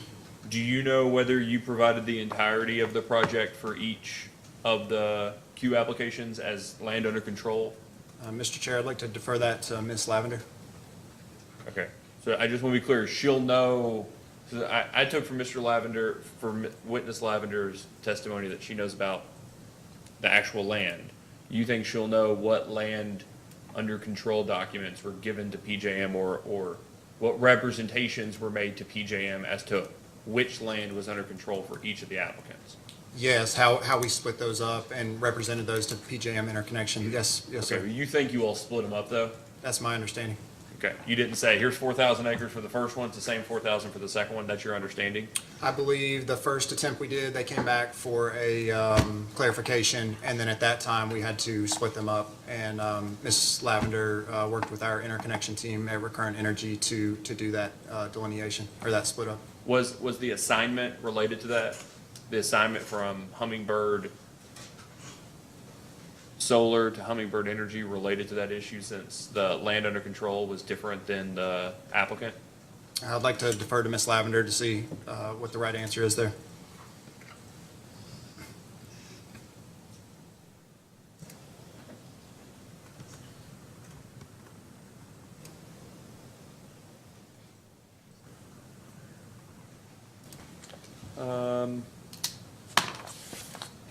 You were in the room when I was asking questions about the non-contiguous nature of the 5 different entities and how they're connected by the collection system? Yes, sir. Okay. So when you bring in a 34.5 kV from a non-contiguous, so you've got this area that has its own inverters, you have a 34.5 kV line that runs to across or under a piece of land that has no solar facilities, and then enters a parcel that does have solar facilities and its own separate inverter.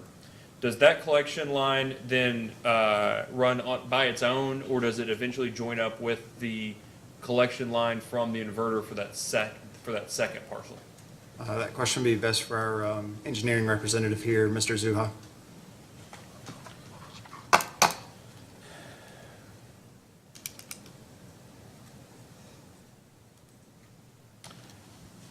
Is this the first project you've worked on? For Recurrent Energy? Yeah. Yes. Okay. Have you worked on any projects before Recurrent Energy? Yes, sir. Have you ever worked on a project that's this dispersed, disintegrated? Non-contiguous? Non-contiguous would be the word I use, but I don't want to trigger anybody here today. Non-contiguous? Yes, sir. Okay. This is the most non-contiguous you've No, worked on? no, Or you you've said- worked on more, I just want to restate the question. Have you worked on a project that is this non-contiguous? Yes, sir. Okay, and were the parcels of land between the non-contiguous parcels owned by the landowner that owned the solar land, or were they're intervening landowners between? Will you repeat the question? Yeah, so you have areas that are not adjoining in this project, right? Yes, And there's another landowner in between that for many of these 34.5 kV lines, you're running under, across, whatever you all decide to do, right? That don't necessarily have the land that will have the solar facilities. Would you agree? if we have an easement with them, we would have our lines go through it, but they may not have solar panels, Yep. so yes, I agree. Okay, so, just to be clear on how this works, the fencing just goes around the solar panels, the battery, and all those kind of things, and the distribution, the collection system just is. Is that right? It's either on poles or it's underground, whatever the easement agreement provides for, but those don't have to be within the boundary. Is that right? Based on my prior experience, I say yes, that's correct. And in those previous projects you have worked on, or project that you've worked on, that is non-contiguous in nature, similar or worse than this? Was it similar in that the folks you had easements from or agreement to go across their property, were they also non-participating in the sense that they were not also owners of the land in which the generating facilities were located?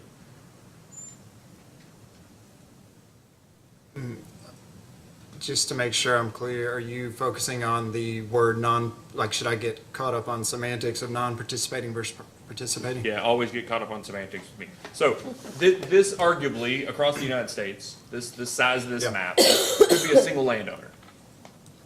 Like, could be, Yeah, right? Like, I don't know, the guy that owns CNN. Yeah, thanks. Ted Turner could own land this big, right? Yes, sir. And who cares if they're a half mile apart from each other? It's the same person that owns it. Right. Okay. Was that the case with the other project? That the person owned the land that you were running across in a non-contiguous manner, running across the land that didn't have solar panels on it, or were they different landowners similar to this project? yeah, similar to this project, different landowners. Very common that, that those landowners might just have the power lines going underneath or overhead and not getting actual solar panels on their property. Okay, and in those other projects, is your experience, well, those other projects, in your experience, when they've actually been built, are those located within the project footprint for let's use the NESC, the National Electric Safety Code, or the requirements about fencing and keeping things, that doesn't fall under, that your understanding, that doesn't have to be fenced in, is that correct? That's my understanding as a non-construction, non-engineer. You guys aren't building fences around them? That's what right. I'm asking. That's right. Okay.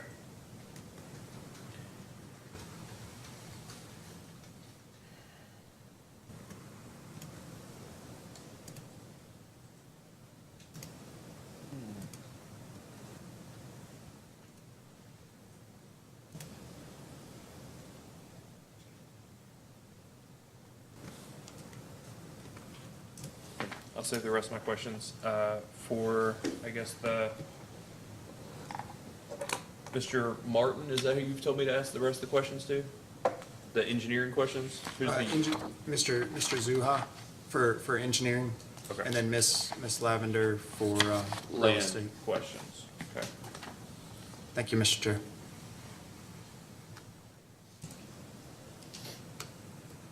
Oh, I'm sorry, I did have one more question. Sure thing. That's where I was going with that, and I didn't even ask the last question. So, if we're gonna call the folks that the distribution lines are running, or the collection system is running, well, it's not really a collection, do you refer to everything after, okay. Do you refer to the alternating current system as the collection system in addition to the direct current system between generator and inverter? Do you refer to both of those as the collection system, or do you refer to them differently for purposes of your job? Sorry, one more time. Yeah, so the power is created by the solar panels? Okay, then it goes to an inverter, which diverts the power from direct current to alternating current, is that right? Yep. Okay, then there's the 34.5 kV system that takes that alternating current and it essentially sends it to the project substation to step it up to 138, switches over, and then goes onto the transmission system. Is that an accurate description of the system that you're aware of? Yes, sir. Okay. When you're talking about the collection system, you used that term before, the collection system? Yes. Are you referring to everything up to the inverter, or are you referring to everything up to the project substation? I think of it as the AC lines to the project substation. Up to- Everything. up So to- everything from the panel to the substation. Okay. So if, for purposes of setbacks and everything else for this, I just want to make sure your understanding is consistent. I'm going to go through each witness that can speak on this. That your understanding is consistent with Mr. Walker's. That if I am a owner of a farm that has an easement, and that's all that my participation in this project is, an easement to run some of the collection system across or under or whatever, that I am a participating landowner for purposes of setbacks. Yes, that's my understanding. Okay. So if a person has a farm, it's 100 acres, they live on it, insofar as you all intend on making a distinction between participating and non-participating landowners and the distance from facilities to their homes, the home of a person that's leasing you all 1,000 acres is the same as a person that's merely giving you a utility easement for running a line across their system. Is that right? That's For- my understanding, yes. For distances from panels, batteries, inverters? Okay, Yes. that's helpful.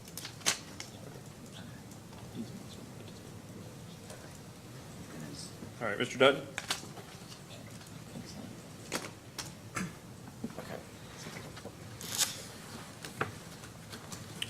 Yes, just one set of questions. I fear that I may have confused things instead of clarified them when we were talking about setbacks earlier.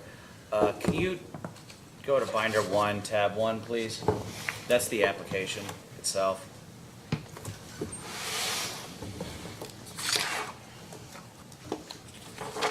Okay, I'm here. Page 3. So when we were discussing the motion for deviation and the setbacks and the proximity from panels and fence line to homes, that was specific to homes that were within residential neighborhoods as defined by the statute. Is that correct? That's correct. Now, at the top of page 3, you see that there is a statement that the nearest participating residential structure is 260 feet from proposed facility, and nearest non-participating residential structure is 352 feet. And that is project-wide, not specific to the definitional residential neighborhoods. Is that correct? That's correct. And when we say proposed facility, what we really mean there is panels. Is that correct? That's correct.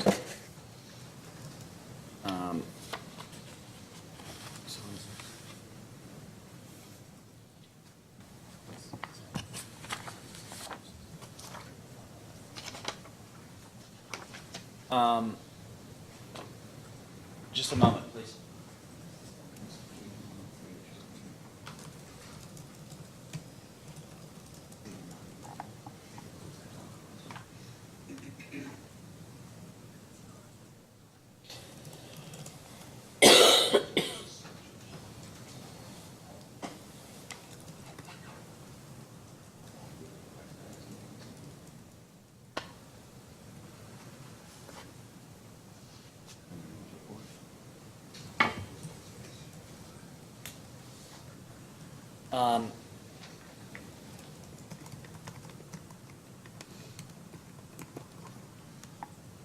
If there was a discrepancy between the original request and the application and the noise report that was updated a couple of times during the course of this matter, would the distances in the noise report be the accurate distance in terms of closest residential structures? Yes, it would. No further questions. Anything else, Ms. Temple? No. Thank you. Mr. Dutton, would you like to call your next witness?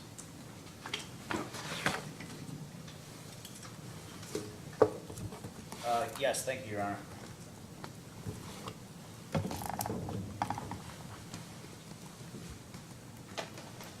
Yes, we'll call Jack Zuha.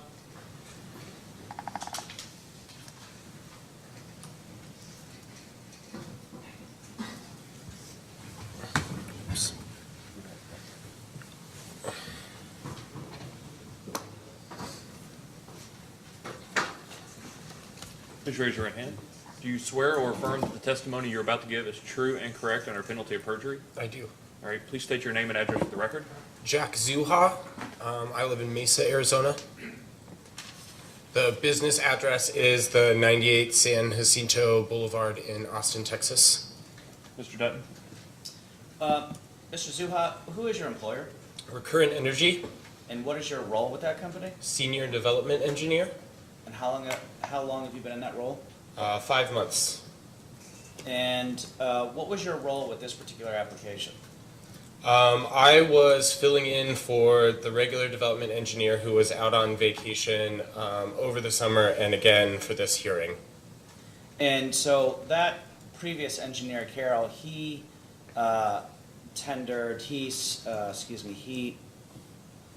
blanking on my words here. He sponsored the responses to several discovery requests, is that correct? Correct. And you adopted those at a subsequent date, is that correct? Correct. Is there anything in the record that you would like to clarify or correct at this time? No, not at this time. And I'll tender to the witness for further questioning. Ms. Nibble? So when you say filling in, does that mean that you did any of the work or on the project, or are you just kind of here?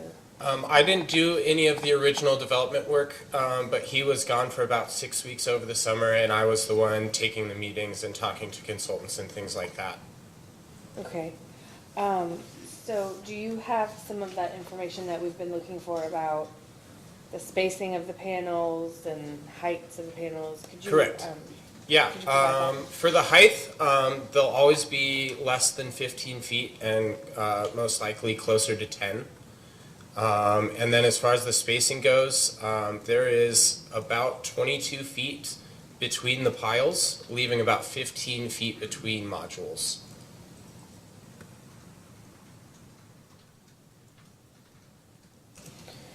And what about the, in between the rows? That's the Okay, 15 I'm feet, sorry. yeah, sorry. I'm sorry. And then from the bottom of the ground to the panel? It depends on the area. We raise it and lower it depending on the terrain, but I would say between 3 and 5 feet.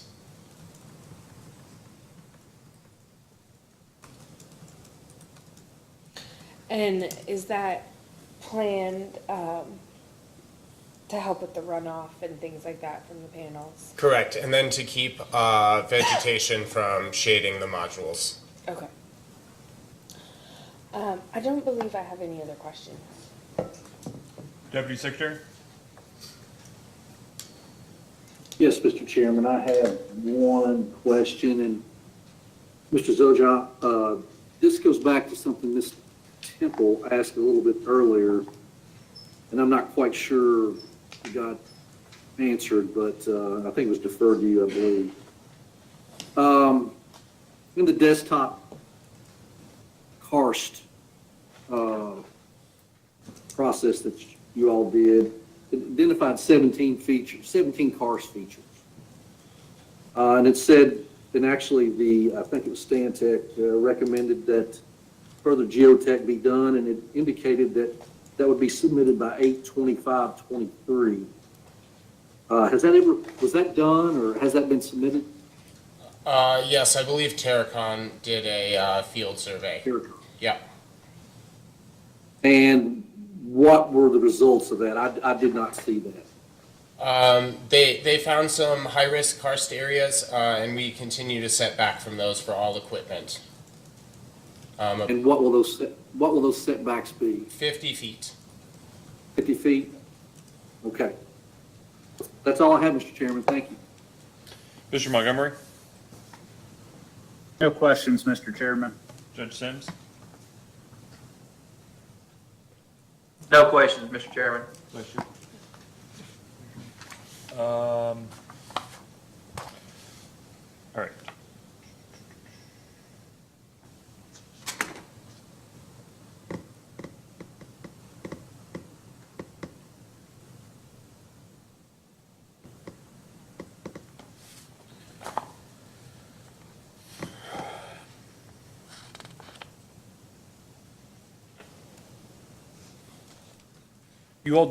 Have you personally dealt with karst before in the past? At my previous job, yes. Okay. What's the basis for the 50 feet? Just to make sure that we're avoiding the entirety of the feature. We don't really sit there and outline the exact boundary, so we want to make sure that we're not affecting any of it. Yeah, I guess that's what I'm trying to figure out. Like, is 50 feet from the center, 50 feet from the edges? 50 feet from where they determined the edges were. Okay. So they outline an area, and then we set back 50 feet from that area. And then they being Terracon? or Stantec did the desktop version, and then Terracon did a field survey. Okay. And so just to be clear, it wasn't until the field survey that you all realized there was a karst issue, is that right? No, we have been setting back from them since the desktop survey. Okay.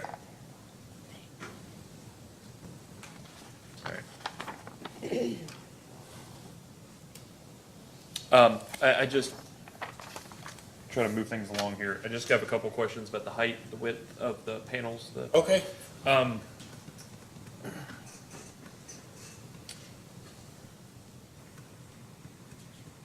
Would you agree that erosion, soil erosion, is a consideration in the siting of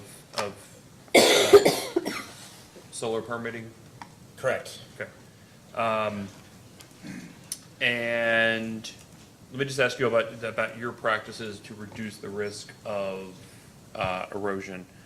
Would you agree that a distance between panels makes a difference in terms of obviating soil erosion? I don't know the exact answer to that. I'm not sure the effect that the ground coverage ratio, the GCR, has on erosion. So, okay. Are you aware that there has been a good amount of academic literature on this issue, that it does implicate it?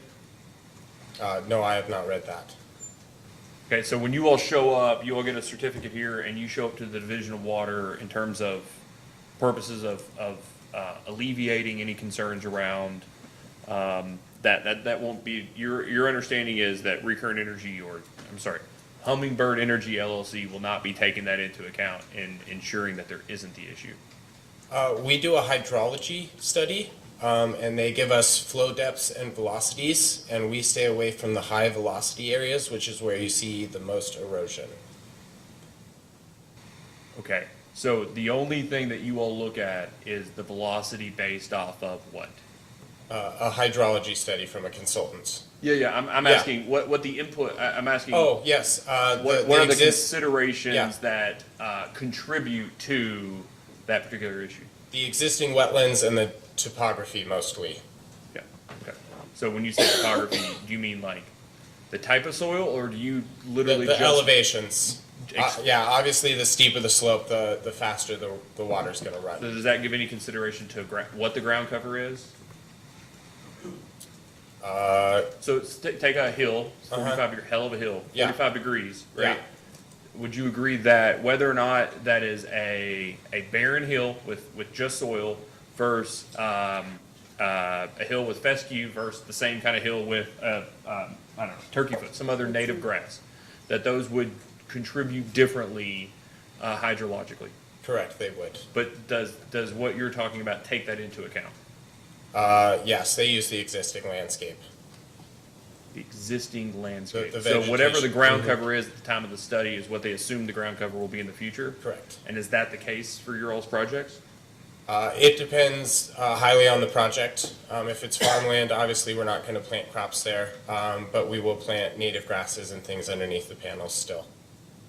So you do the study, the way the land lies at the time, whether or not that's gonna be the case for what you all intend to sow it in, or whatever it's gonna have as ground cover going forward? Yes. Okay, and then, so I just wanna go back to a second ago. Is it your understanding that that study does not take into account the distribution of the water contact? The distribution as far as over the area? That's right. Um, So think about it this way. Uh-huh. You've seen a solar panel before, I assume, right? yes. And it's not, it's a solid, Mm-hmm. it's a solid facility, right? It doesn't, it's not, it's not permeable. Mm-hmm. Is that right? Correct. Okay. So where rain on this exact same slope would have occurred and be distributed as rain tends to be randomly, right? It is now going to hit the ground nowhere underneath the panel, but exclusively at either end of the panel. Is that generally your understanding? Correct. Isn't it fair to assume that that changes the distribution of how the water interacts with the soil? Yeah, that's why we stay away from the flooding and hydrology areas. Anywhere there's a risk of that erosion, we don't build in. Yeah, but, I'm sorry. I'm sorry, we're yeah. still just talking about the sloped area. I'm literally just talking about before the water goes to a place hydrologically, where it's actually coming into contact with the ground, right? It is less dispersed post-installment of solar panels, is that right? Yes. Okay. Is that taken into account at all in the study that we're talking about? Not in the hydrology study. When the EPC does a stormwater plan, they take that into consideration.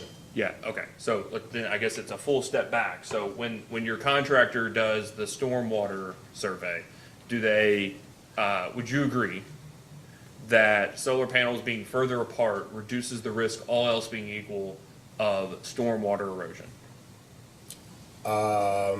I would defer to the academic research you've read on that. Well, that's literally the point I'm asking about, is if the folks that are doing the surveys aren't actually aware of the considerations that affect the concern, right, of erosion, then if they're not taking into account, then I guess what are we doing, right? If we're depending on somebody who's not the applicant to actually do these things, and this is a consideration here, I'm trying to figure out where what your all's role is in this as the applicant.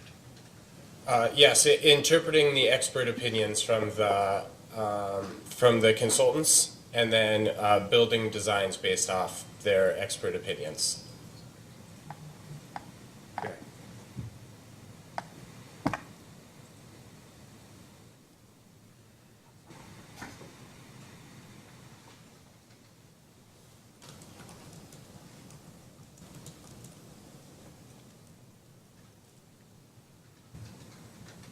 And that is necessarily done after an EPC is chosen.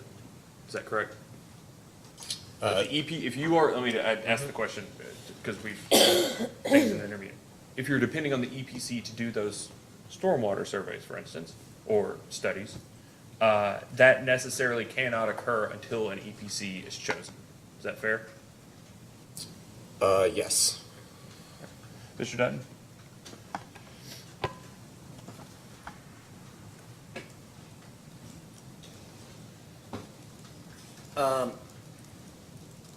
So let me just backtrack, make sure I understand, the record is at least somewhat clear. So the way that it's gonna work is there's a hydrology study done prior to selecting an EPC, is that correct? Correct. And then you select an EPC, and EPC has the benefit of the hydrology study, and they do the stormwater survey prior to getting a permit from DOW for stormwater management, is that correct? Correct. And so the EPC is really the stormwater professional that is looking at the hydrology and likely any of the other sort of literature on this particular topic, is that right? Correct. So Recurrent essentially relies on the expertise of the EPC with regards specifically to stormwater in terms of how that is best managed? Correct, because it's based a lot off their final design.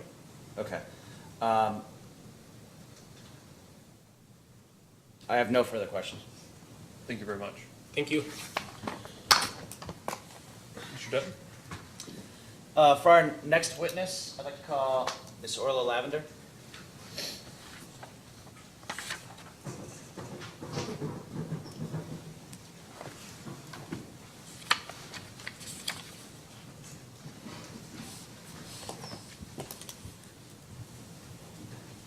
Please raise your right hand.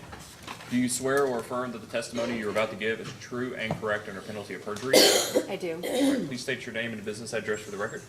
It's Orla Lavender. My address is 98 San Jacinto Boulevard, Suite 750, Austin, Texas, 78701. All right, Mr. Dutton, you may ask. Ms. Lavender, who is your employer? Recurrent Energy. And what is your role with that company? I am manager of real estate, How many years have you been in that role? 14 months. And what is your role specifically with this application? So I would oversee the real estate agreements and landowner relationships and de-risk the project. And does that extend to your understanding of the real estate as it was reported to PJM for Yes. each of the positions? Okay. There were questions about whether or not the 2Q positions that the project has with PJM, whether those were reported as 4,000 acres or subsets. Can you speak on that question?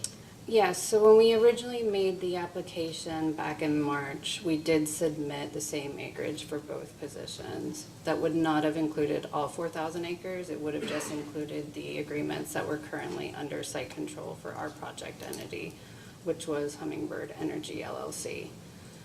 There were some agreements that had not been assigned over to our project entity from Hummingbird Solar due to CERCLA liability. We needed to do a Phase 1 ESA update, which was completed in September of this year, and then the remaining agreements were assigned to our project entity in October. So our application to PJM would have just included purchase options, lease options, and easements that were then under our project entity site control. Okay, so let me ask, I think, the sort of key question. Yes. Were those reported as the total Hummingbird area, or were they separated so that each position got a portion of the project? They were separated. Do you know the quantity or roughly geographically Yes. which parcels are in which queue position? Yes. Do you have C100 up there? I do not.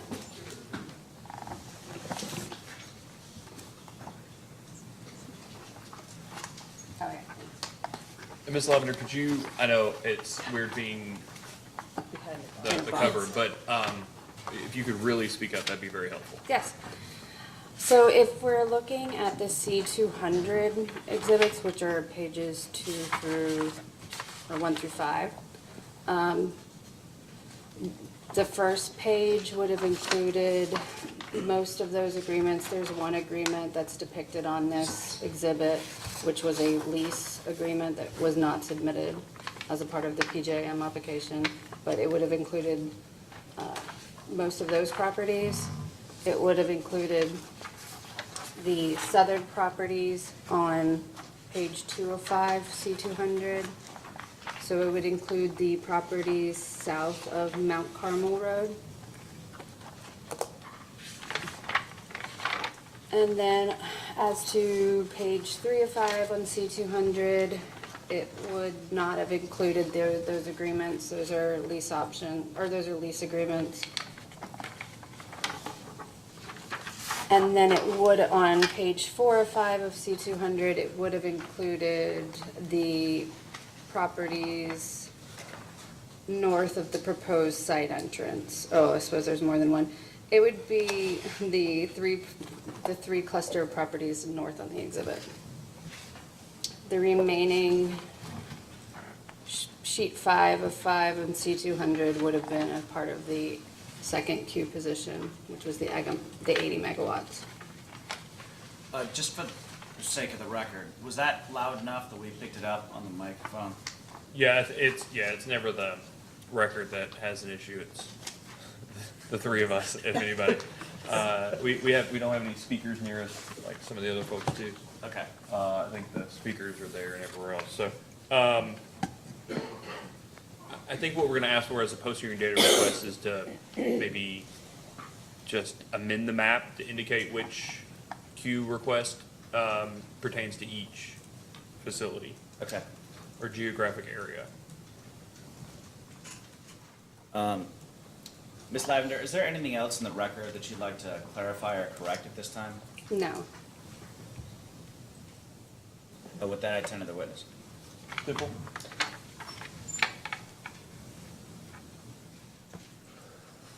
I don't believe I have anything. Deputy Secretary? No questions for me, Mr. Chairman. Mr. Montgomery? No questions for me, Mr. Chairman. Judge Sims? No questions either, Mr. Chairman. Do you have any questions? Mr. Regan? All right, so we're gonna get a better map or a better idea of how they're broken out. I guess I wanna take a big step back and make sure I understand a couple of your earlier responses. Are there leases with Hummingbird Solar original leases, options, or easements with Hummingbird Solar LLC? As of now? No, like that the counterparty with the landowner was, of the original document, was the counterparty ever Hummingbird Energy LLC? No. Okay, so everything that Hummingbird Energy in terms of land control has gotten has been through this assignment that was done earlier this month. Is that right?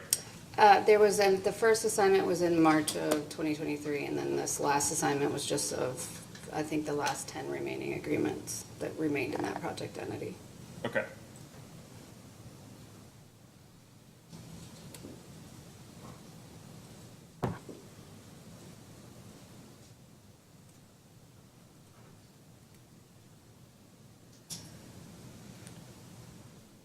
And so, the applicant here is Hummingbird Energy LLC, right? Correct. Okay. Post-assignment, we're gonna ask for him to post your data request, but post-assignment, Hummingbird Energy LLC is a party to all of the easements, options, and leases. Is that right? Correct. Or lease options, okay. The applicant at PJM for the two system impact studies is Hummingbird Solar LLC. I don't believe that is correct. It's my understanding that it's Hummingbird Energy LLC. So I'm looking at the system impact study and it says Hummingbird Solar LLC. Okay, then it must have been, but. Could you provide the witness a copy of Exhibit B or Exhibit D as in dog to the application? Yeah, should be. Yeah, so it's in here.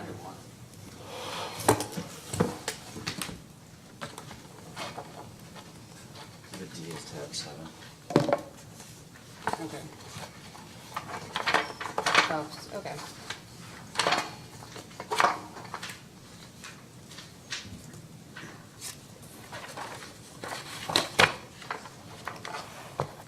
Just let me know when you're there.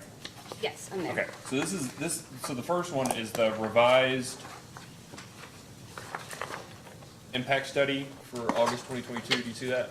Yes. Okay, so this is what I'm used to it looking like. If you go down a couple more pages where it says general,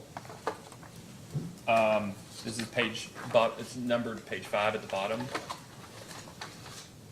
It has a Q number, which is the identification number. Do you see that? AE1-144? Yes. Okay. And it has a name of Goddard Plumville 138? Yes. Okay. And this is the bigger of the two, is that right? 80 megawatts and 120 energy? The first Q position is 120. Yeah, so it's 80 megawatts capacity, 120 Okay, energy? yeah. Sorry. Okay, so this one doesn't say anything about who. This is what I'm used to, them not identifying who the applicant is. Okay. But if you go on and a little further, I don't know, well, you go past that exhibit, there is another system impact study or another impact study, also for August 2022, for what I'll call the other project. Let me know when you get there. What page is that one on? It is literally page 1 of a new document after that document. at maybe 20 pages on, Oh, okay. 25 pages to be, 21 pages to be exact.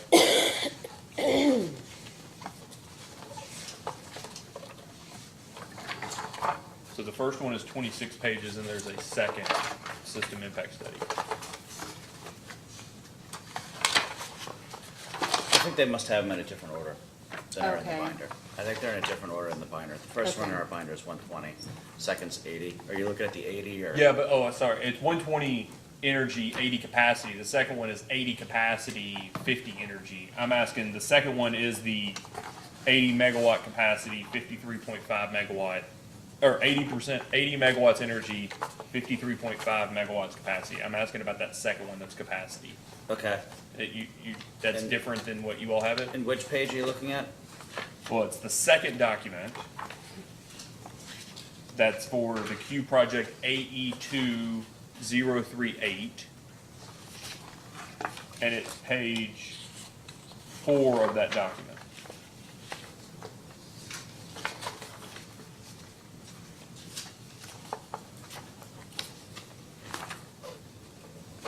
General? Yep, and on the second line, it says AE2038. Okay. That's Do the, you see it? No. Can I approach? you may, So he said second study. So, can I just leave it here? Yeah.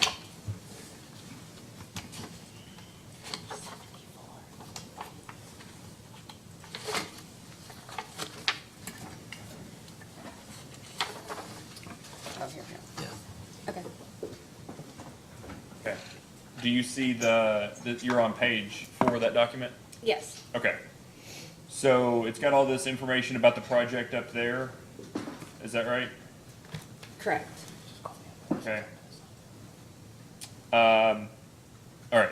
So it says in this chart that the interconnecting customer is Hummingbird Solar LLC. Is that right? Yes. Okay.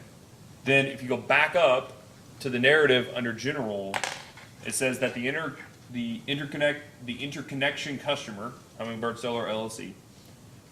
So every time it says IC, I'm going to assume that it means Hummingbird Solar LLC, okay? Sure. That Hummingbird Solar LLC has proposed an uprate to an existing solar storage generating facility located in Fleming County. The AE2038 project requests an increase of 80 megawatts with 53.5 megawatts of this output being recognized by PJM as capacity to the two Hummingbird Solar LLC's previous AE1144 project. The installed facilities will have a total capability of 200 megawatts with 133.7 megawatts of this output being recognized by PJM as capacity. Then it goes on to say that the proposed service date was June of 22, which this is from August of 22, so that ship sailed. But that's not your all's fault necessarily. I just asked, it's saying that this is an uprate to the other project, that the interconnection customer is the same for both of those, and that at least as it related to the second one, the interconnection customer is Hummingbird Solar LLC. Is that how you read all that or understand all that as well? Yes, it's just, my understanding is we've amended that project entity formally with PJM, so that was what my testimony was, that I apologize. It absolutely was submitted under Hummingbird Solar, but it's been amended. That's what I want to get to, is the testimony earlier, and I don't know if it was Mr. Walker or someone else, was something like, Hummingbird Energy, I'm paraphrasing, this is my understanding of the testimony, Hummingbird Energy was the person that had the queue, so that necessitated us assigning the leases so that there's alignment between the applicant for the queue position and the documents, but at least originally there was alignment. Would you agree? Yes, between the project, yes. Okay, so what we're gonna ask for is, since we have this, and I've already asked for, well, I guess I haven't, changes to the application, the applicant's name, updated studies, revised studies, and when it becomes available, the feasibility, not the feasibility, facility study. In addition to the assignment for Hummingbird Energy LLC. I'm also going to ask in posting your data request a catch-all that in addition to all of the land control documents, and in addition to the Q position, if there anything else that is, I don't know, a KPD, a Kentucky water discharge permit, or a stream crossing, or something related to the circular issues that you all have had, if there is something that is a prerequisite to this being built that has been represented to us as being in someone's name other than the applicant and is now in the applicant's name, I would ask that you all would update the record so that we have a good idea of the fact that the applicant can actually, in its own name, complete this project. So we'll ask that as a post-hearing data request, but We're absolutely happy to do that, and we can also put somebody, we can put Mr. Walker back up, who can speak to what has happened in terms of updating PJM, in terms of the applicants' names. Ms. Lavender, that's just not her area of that's fine. I've tried to, specialization. you can appreciate, I've tried to ask it in a way that she's the one answering all these questions, so everybody points to her, but her testimony is necessary to answer the other questions. So we'll Sure, ask which it is as a, why we're happy to yeah. put Mr. We'll Walker. ask it as a post-hearing data request to give you the opportunity in narrative form to sort of walk through all those changes. But what we don't want is to have an application in front of us where the applicant can't actually do what it's claiming it to do because it's held by somebody else. That makes perfect sense. The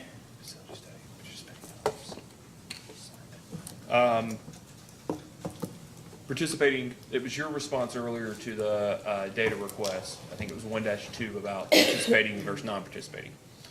Is there a response that anybody has given that you disagree with as it represents your data request response, that there are no agreements, that you are considering landowners who merely have utility easements with the applicant as being participating landowners? Correct. Okay.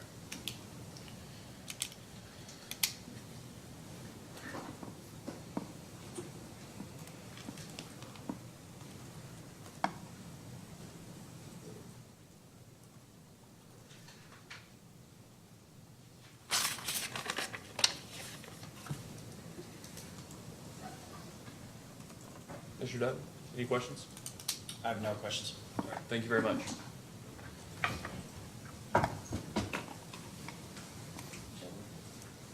You can call your next witness. For our next witness, we'd like to call Chad Martin.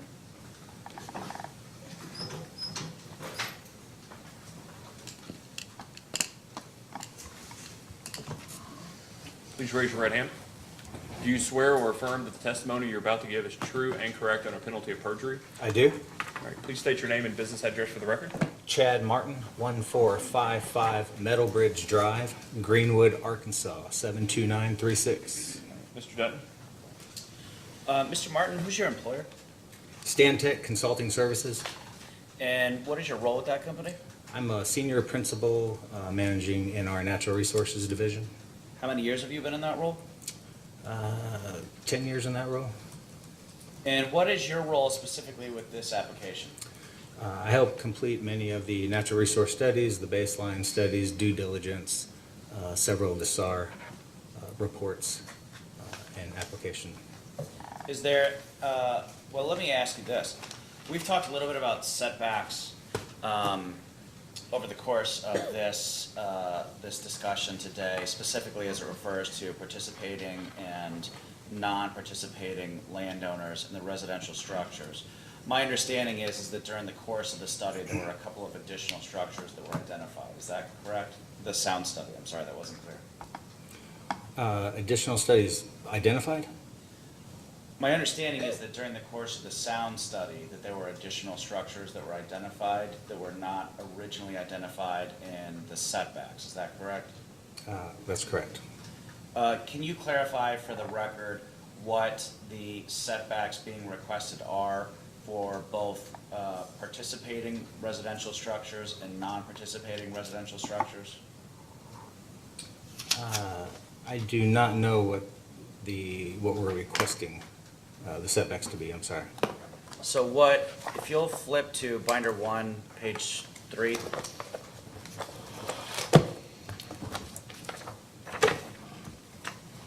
Tab 3? No, page 3, tab 1, sorry, tab 1, page 3.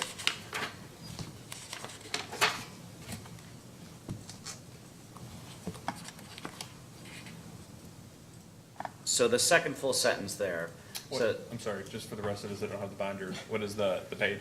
apologies. This is our application, page 3. Very top. I think it's the second full sentence, says the nearest participating residential structure is 260 feet from the proposed facility, which we have clarified by facility we mean panels, and the nearest non-participating residential structure is 352 feet. Is that still the applicant's position, that those are the minimum setbacks necessary, or has that been amended based on further analysis during the course of the sound study? Right. So I would refer you to the noise study, the appendices where we show distance to panels. I want to say it's receptor 103 is 268 feet from a solar panel. Do you know if that is a participating or non-participating? I'm not confident, but I believe, given its location, it's non-participating. Would the sound study clarify whether that's participating or non-participating? We did not differentiate between participating and non-participating. Okay.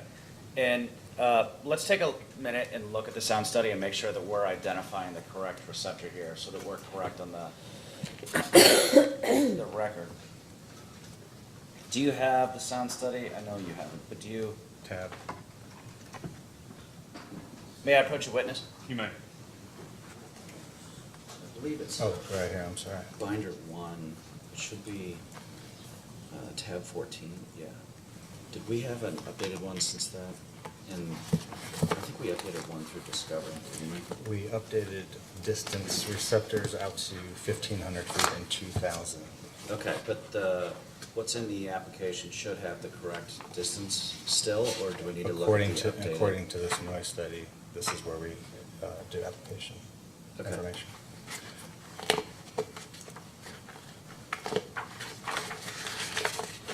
So it'll be table 5 in the noise study.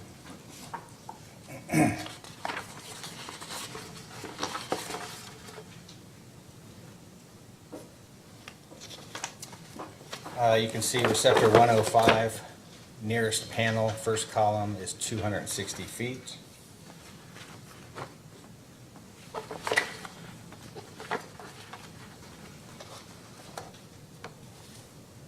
And that is the nearest residential structure to any panel, is that correct? That's correct. And so that is actually our request for the minimum setback from residential structures, is that correct? Correct. Is there anything else in the record that you would like to correct or clarify? No. I'll turn to the witness. Ms. Temple?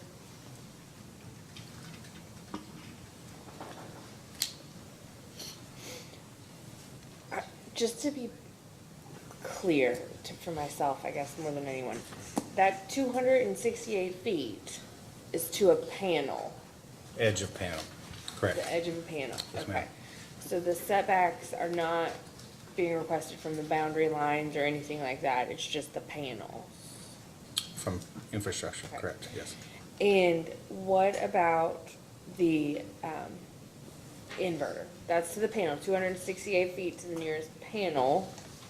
What about to the inverter? Right, in all cases, inverters will be further, just because they're almost always within the panel layout. I'd like to refer you to, I think it's table 1 of the sound study.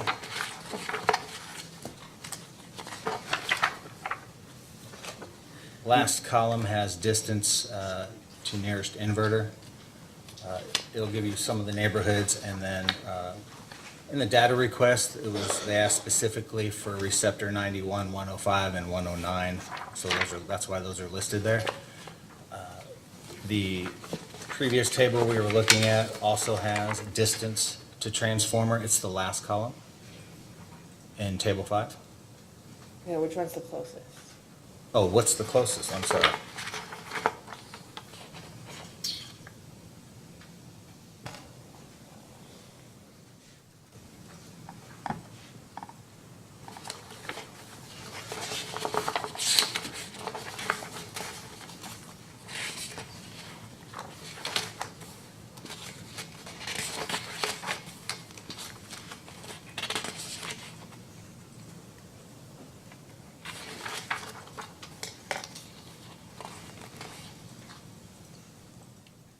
Sorry, you wanted inverter, correct? Yes.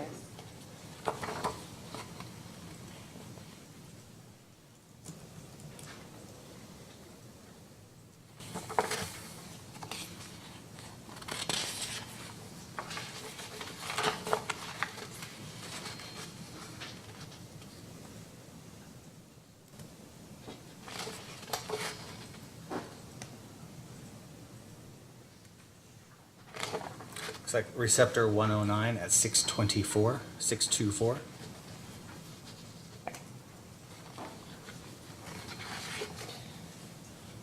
Also, left for you to answer was some questions about the road usage.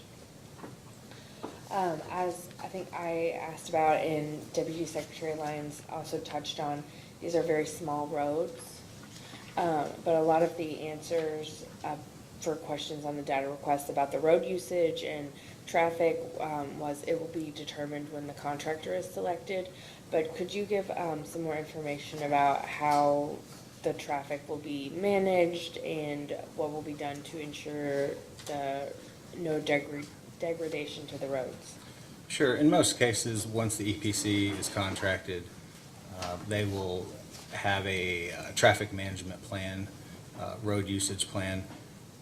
They'll know where a lot of their staff, their contractors will be coming from, so they'll have a better idea of what roads are going to be more heavily used.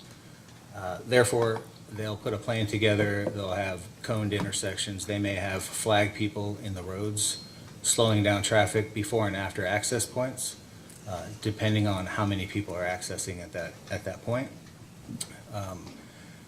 Most EPCs and/or even developers at this point will do a pre-construction road survey where they will look at the quality of roads, bridges, culverts, etc. A lot of times they'll videotape this. They may take photos of all these things. If they already see damage, they'll note that. So then at post-construction, working with the county, the state, or even Federal Highway Authority, they'll know what they're liable for, what implications took place during the 12 to 18-month construction period.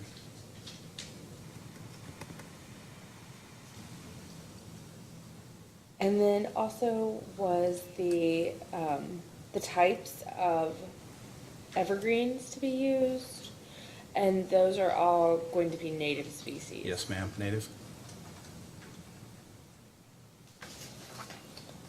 And then I believe that is all that I had left for you. Thank you. Deputy Secretary?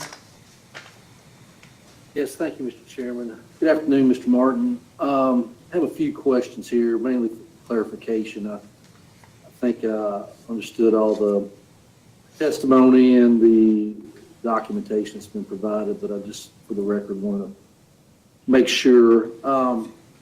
So there's a lot of wetlands and streams on this property in the project area, and you have a jurisdictional determination by U.S. Army Corps of Engineers about which streams those are.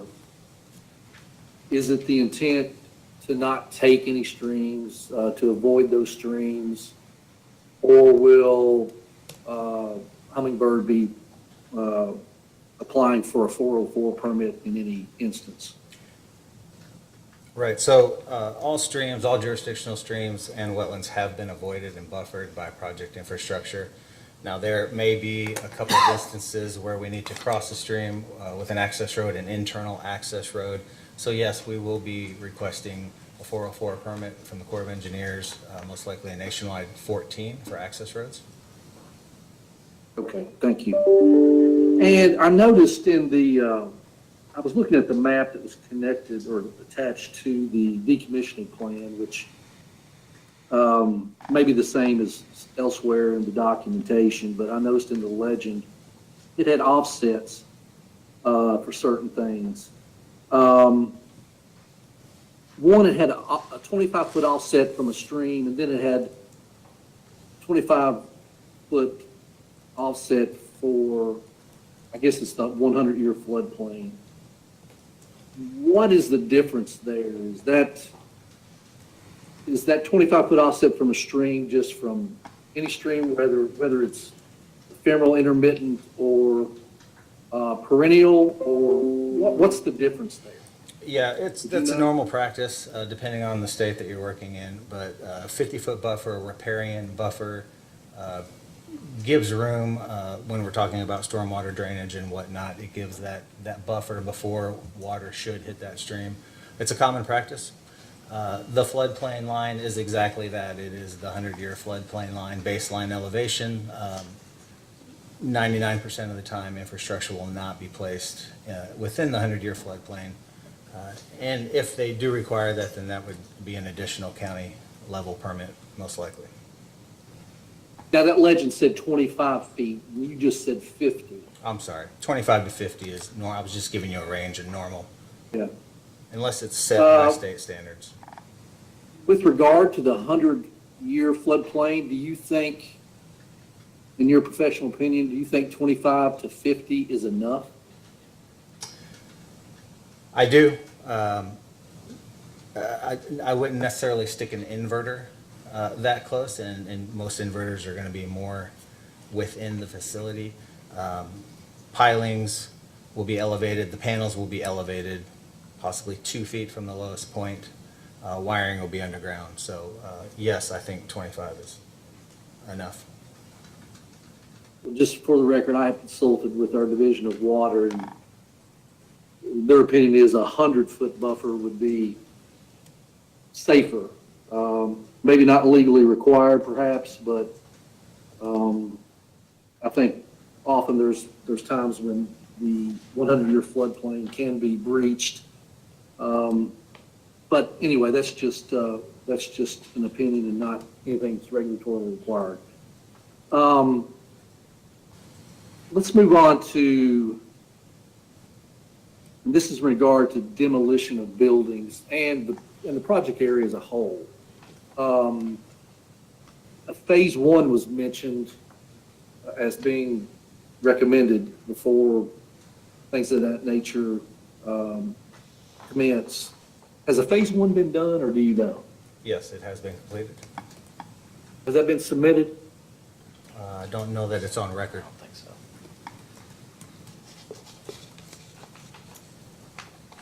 I'm sorry. I'm sorry, I don't believe it's been submitted for the record. We can definitely do a post. Okay, submittal. great. That'd be awesome. We do need to see that. This is about threatened and endangered species, Mr. Martin.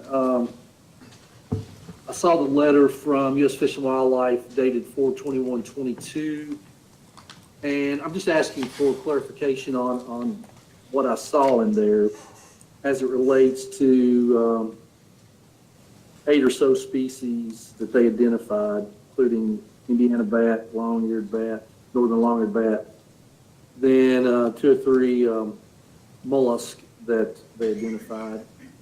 That letter said they concurred that the project will not impact suitable habitat. Is this because suitable habitat will not be impacted, or is it because there's no suitable habitat in the project area? Do you know? Yeah, for mussels specifically, they're going to require perennial streams, host species. I want to say all streams that might have a culvert or internal access road crossing would be intermittent or ephemeral. So that's basically going to take out that possibility for mussels or listed mussels to be there. Bats are always an issue when you have anything forested. Fish and Wildlife is looking at trees along fence line as well as 100-acre chunks of land. So we will look at bats specifically to make sure we comply with the Endangered Species Act. If we need to clear any trees, clearing will be done outside of seasons, hibernaculum seasons, roosting seasons. That means usually in the winter and the fall. And may go as far as mist net surveying to determine if we even have these listed bats within the project area. Is Fleming Creek within the project area? I am not 100%. I would have to. I thought I saw it referenced somewhere, but I didn't really look that closely at a map. But I used to fish that creek as a kid, and I know it's pretty sizable. And my question really is, will a mussel survey be done of any of those streams? Or is that even necessary since you will not impact them? It may not be necessary. We'll work with Fish and Wildlife. Those specific listed species are habitat-specific species. They like bigger rivers, big riffle runs, clean water, things like that. When you get up into some of these even smaller perennials or intermittent, it basically rules out the possibility of them being there. And I say that to say if Fish and Wildlife should have a concern, and we're going to put a culvert or impact within the stream body, then yes, so potentially a mussel survey might be completed. And that obviously goes back to the chairman's questions about stormwater control and a good stormwater plan to prevent erosion into those potentially sensitive areas. Just going back to the jurisdictional determination real quick, my last question, and this may not be a question for you, Mr. Martin, I don't know, but did the number of jurisdictional streams and wetlands indicated by the Corps, did that change the project scope in any manner? I want to say the project siting plan was built around those findings prior to submittal to the Corps. So we were basically being proactive in that manner. Okay, great. Thank you very much, Mr. Martin. That's all the questions I have, Mr. Chairman. Thank you. Mr. Montgomery, No questions for this witness, Mr. Chairman. Judge Sims, No questions, Mr. Chairman. Mr. Dutton, you redirect? I do not, no. Okay, thank you very much. Thanks.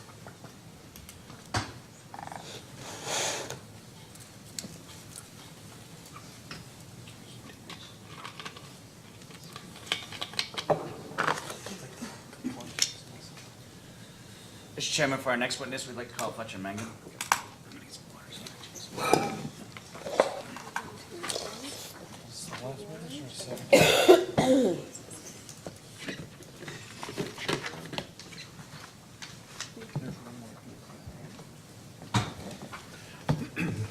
Please raise your right hand.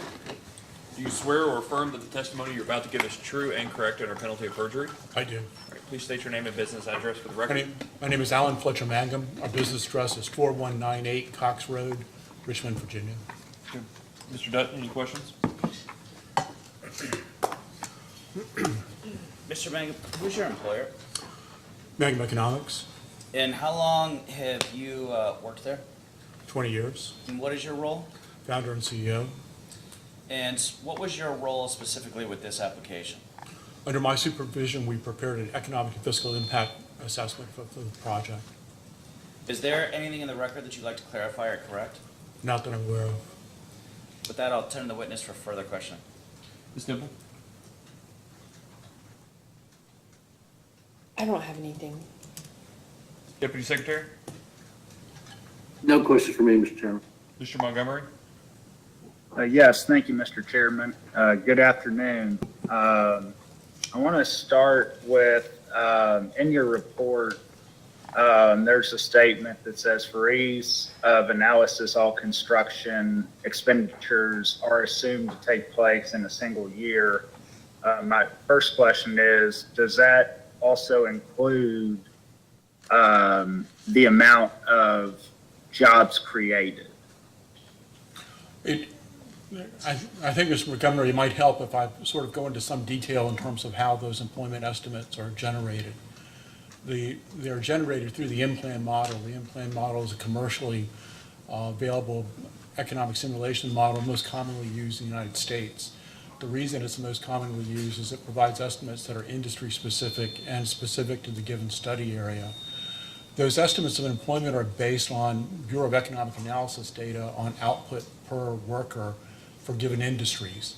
So as an example, if I spent $1 million with a given industry and the output per worker for that industry was $250,000, then that $1 million expenditure would support approximately 4 jobs.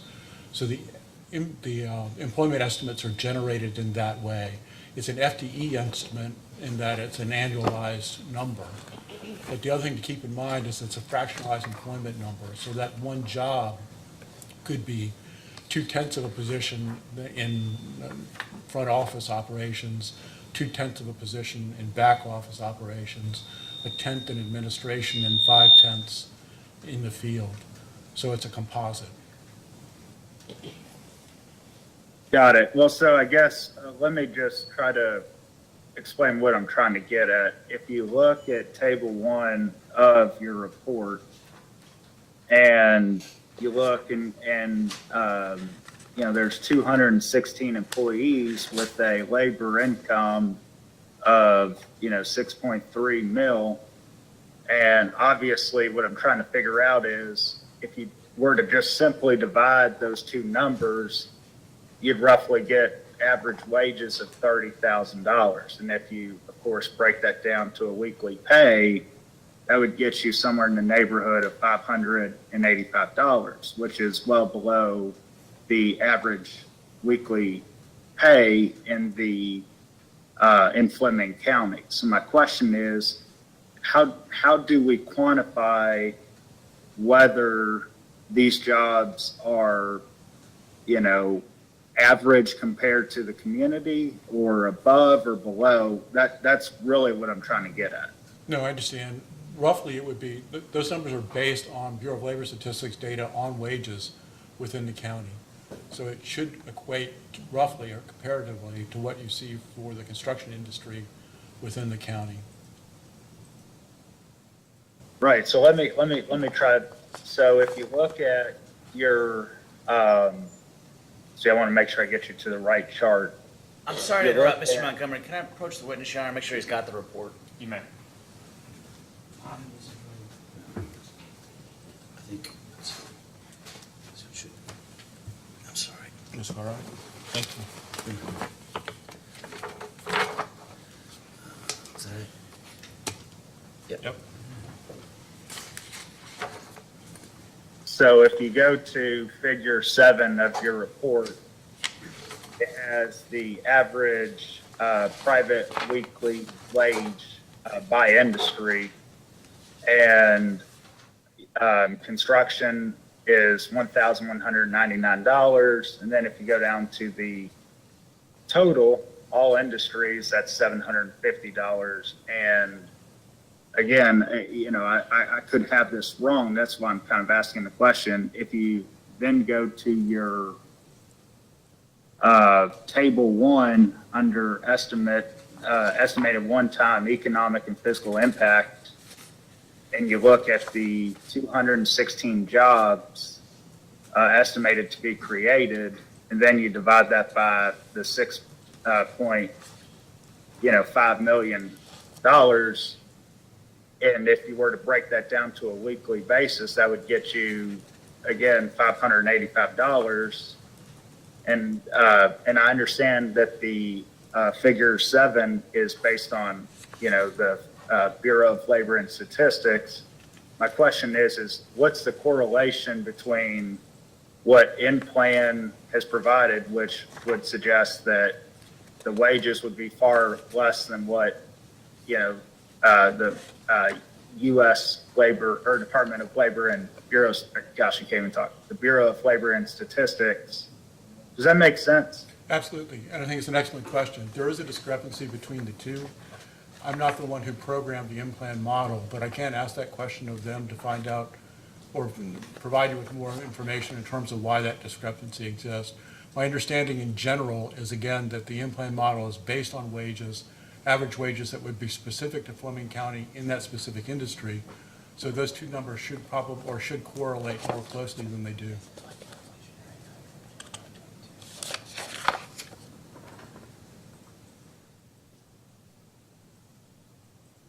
So, and then I want to move on to footnote number 26, and I believe that's on page,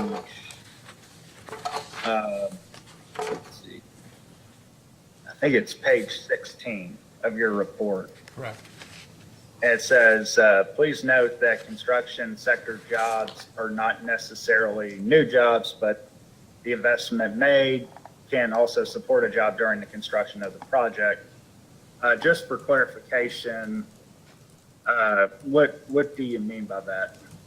What that means is that the construction sector in Fleming County is, I believe, if I, going back to the tables that you cited earlier, as of the first quarter of 2021 was 149 jobs. That is the average annual employment of that sector within the county. In terms of the employment for this particular project, that number is obviously larger. Many of those jobs would be, or obviously would be for individuals who are not residents within the county or not part of that industry sector. We know from experience that an industry sector within, or construction sector in particular, within a locality often expands to accommodate opportunities. But many of those jobs would be from outside of the county.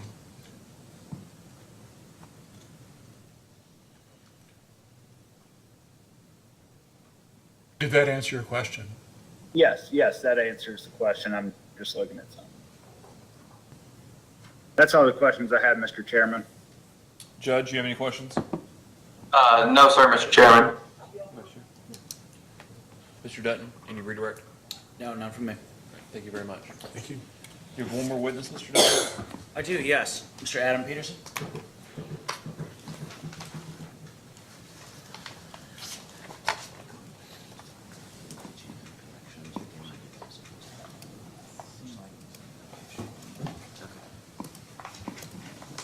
Please raise your right hand. Do you swear or affirm the testimony you're about to give is true and correct under penalty of perjury? Yes, I do. All right, please state your name and address for the record. My name is Adam Peterson. My business address is 98 San Jacinto Boulevard, Suite 750, Austin, Texas, 78701. All right, counsel, you may ask. Mr. Peterson, what is your, who's your employer? Recurrent Energy. And what is your role with Recurrent Energy? I'm the permitting manager, primarily for the Eastern Division. And how long have you been in that role? Approximately 26 months. And specifically, what is your role with this application? In my role as a permitting manager, I, as applicable, coordinate all local, state, and federal permitting, and that's in coordination with our larger development team, plus our team of third-party consultants.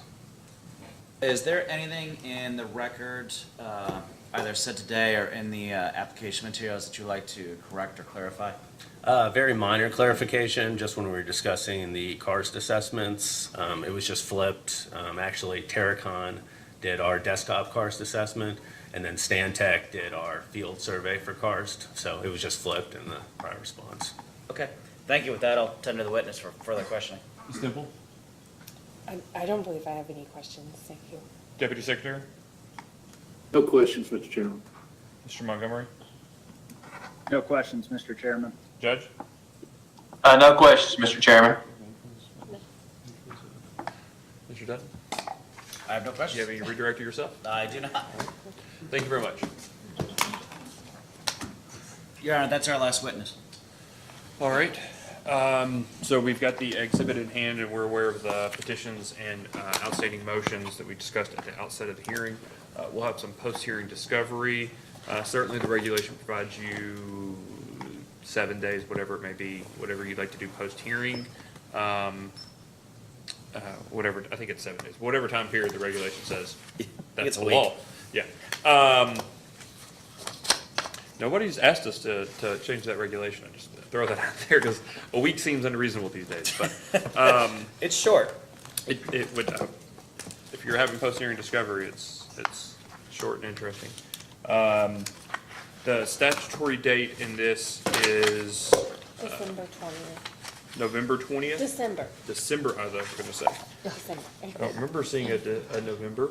All right, so the post-hearing discovery, we can have those done by when, Ms. Dimple? I would say Monday, October 30th. All right, so if the post-hearing discovery is issued October 30th, how about November the 14th? to get those responses in, Mr. Dutton. I'll give you an extra day since some may observe the holiday on the 11th on the 10th. I think that works for us. So the discovery responses will be due November the 14th. And as always, Mr. Dutton, we ask that if you need additional time for individual or a handful of responses, that you, A, ask for that additional time sometime prior to the due date, as early as possible before the due date, when you become aware that you won't be able to get them on time. And then second, that you do provide the responses that you have available, and just file them at separate times. Certainly, that seems reasonable. Is there anything else that we need to take up before we adjourn? Ms. Temple? No, sir. Mr. Dutton, anything? Nothing from us. Okay, this hearing is adjourned. Thank you. Thank you all very much. Thank you.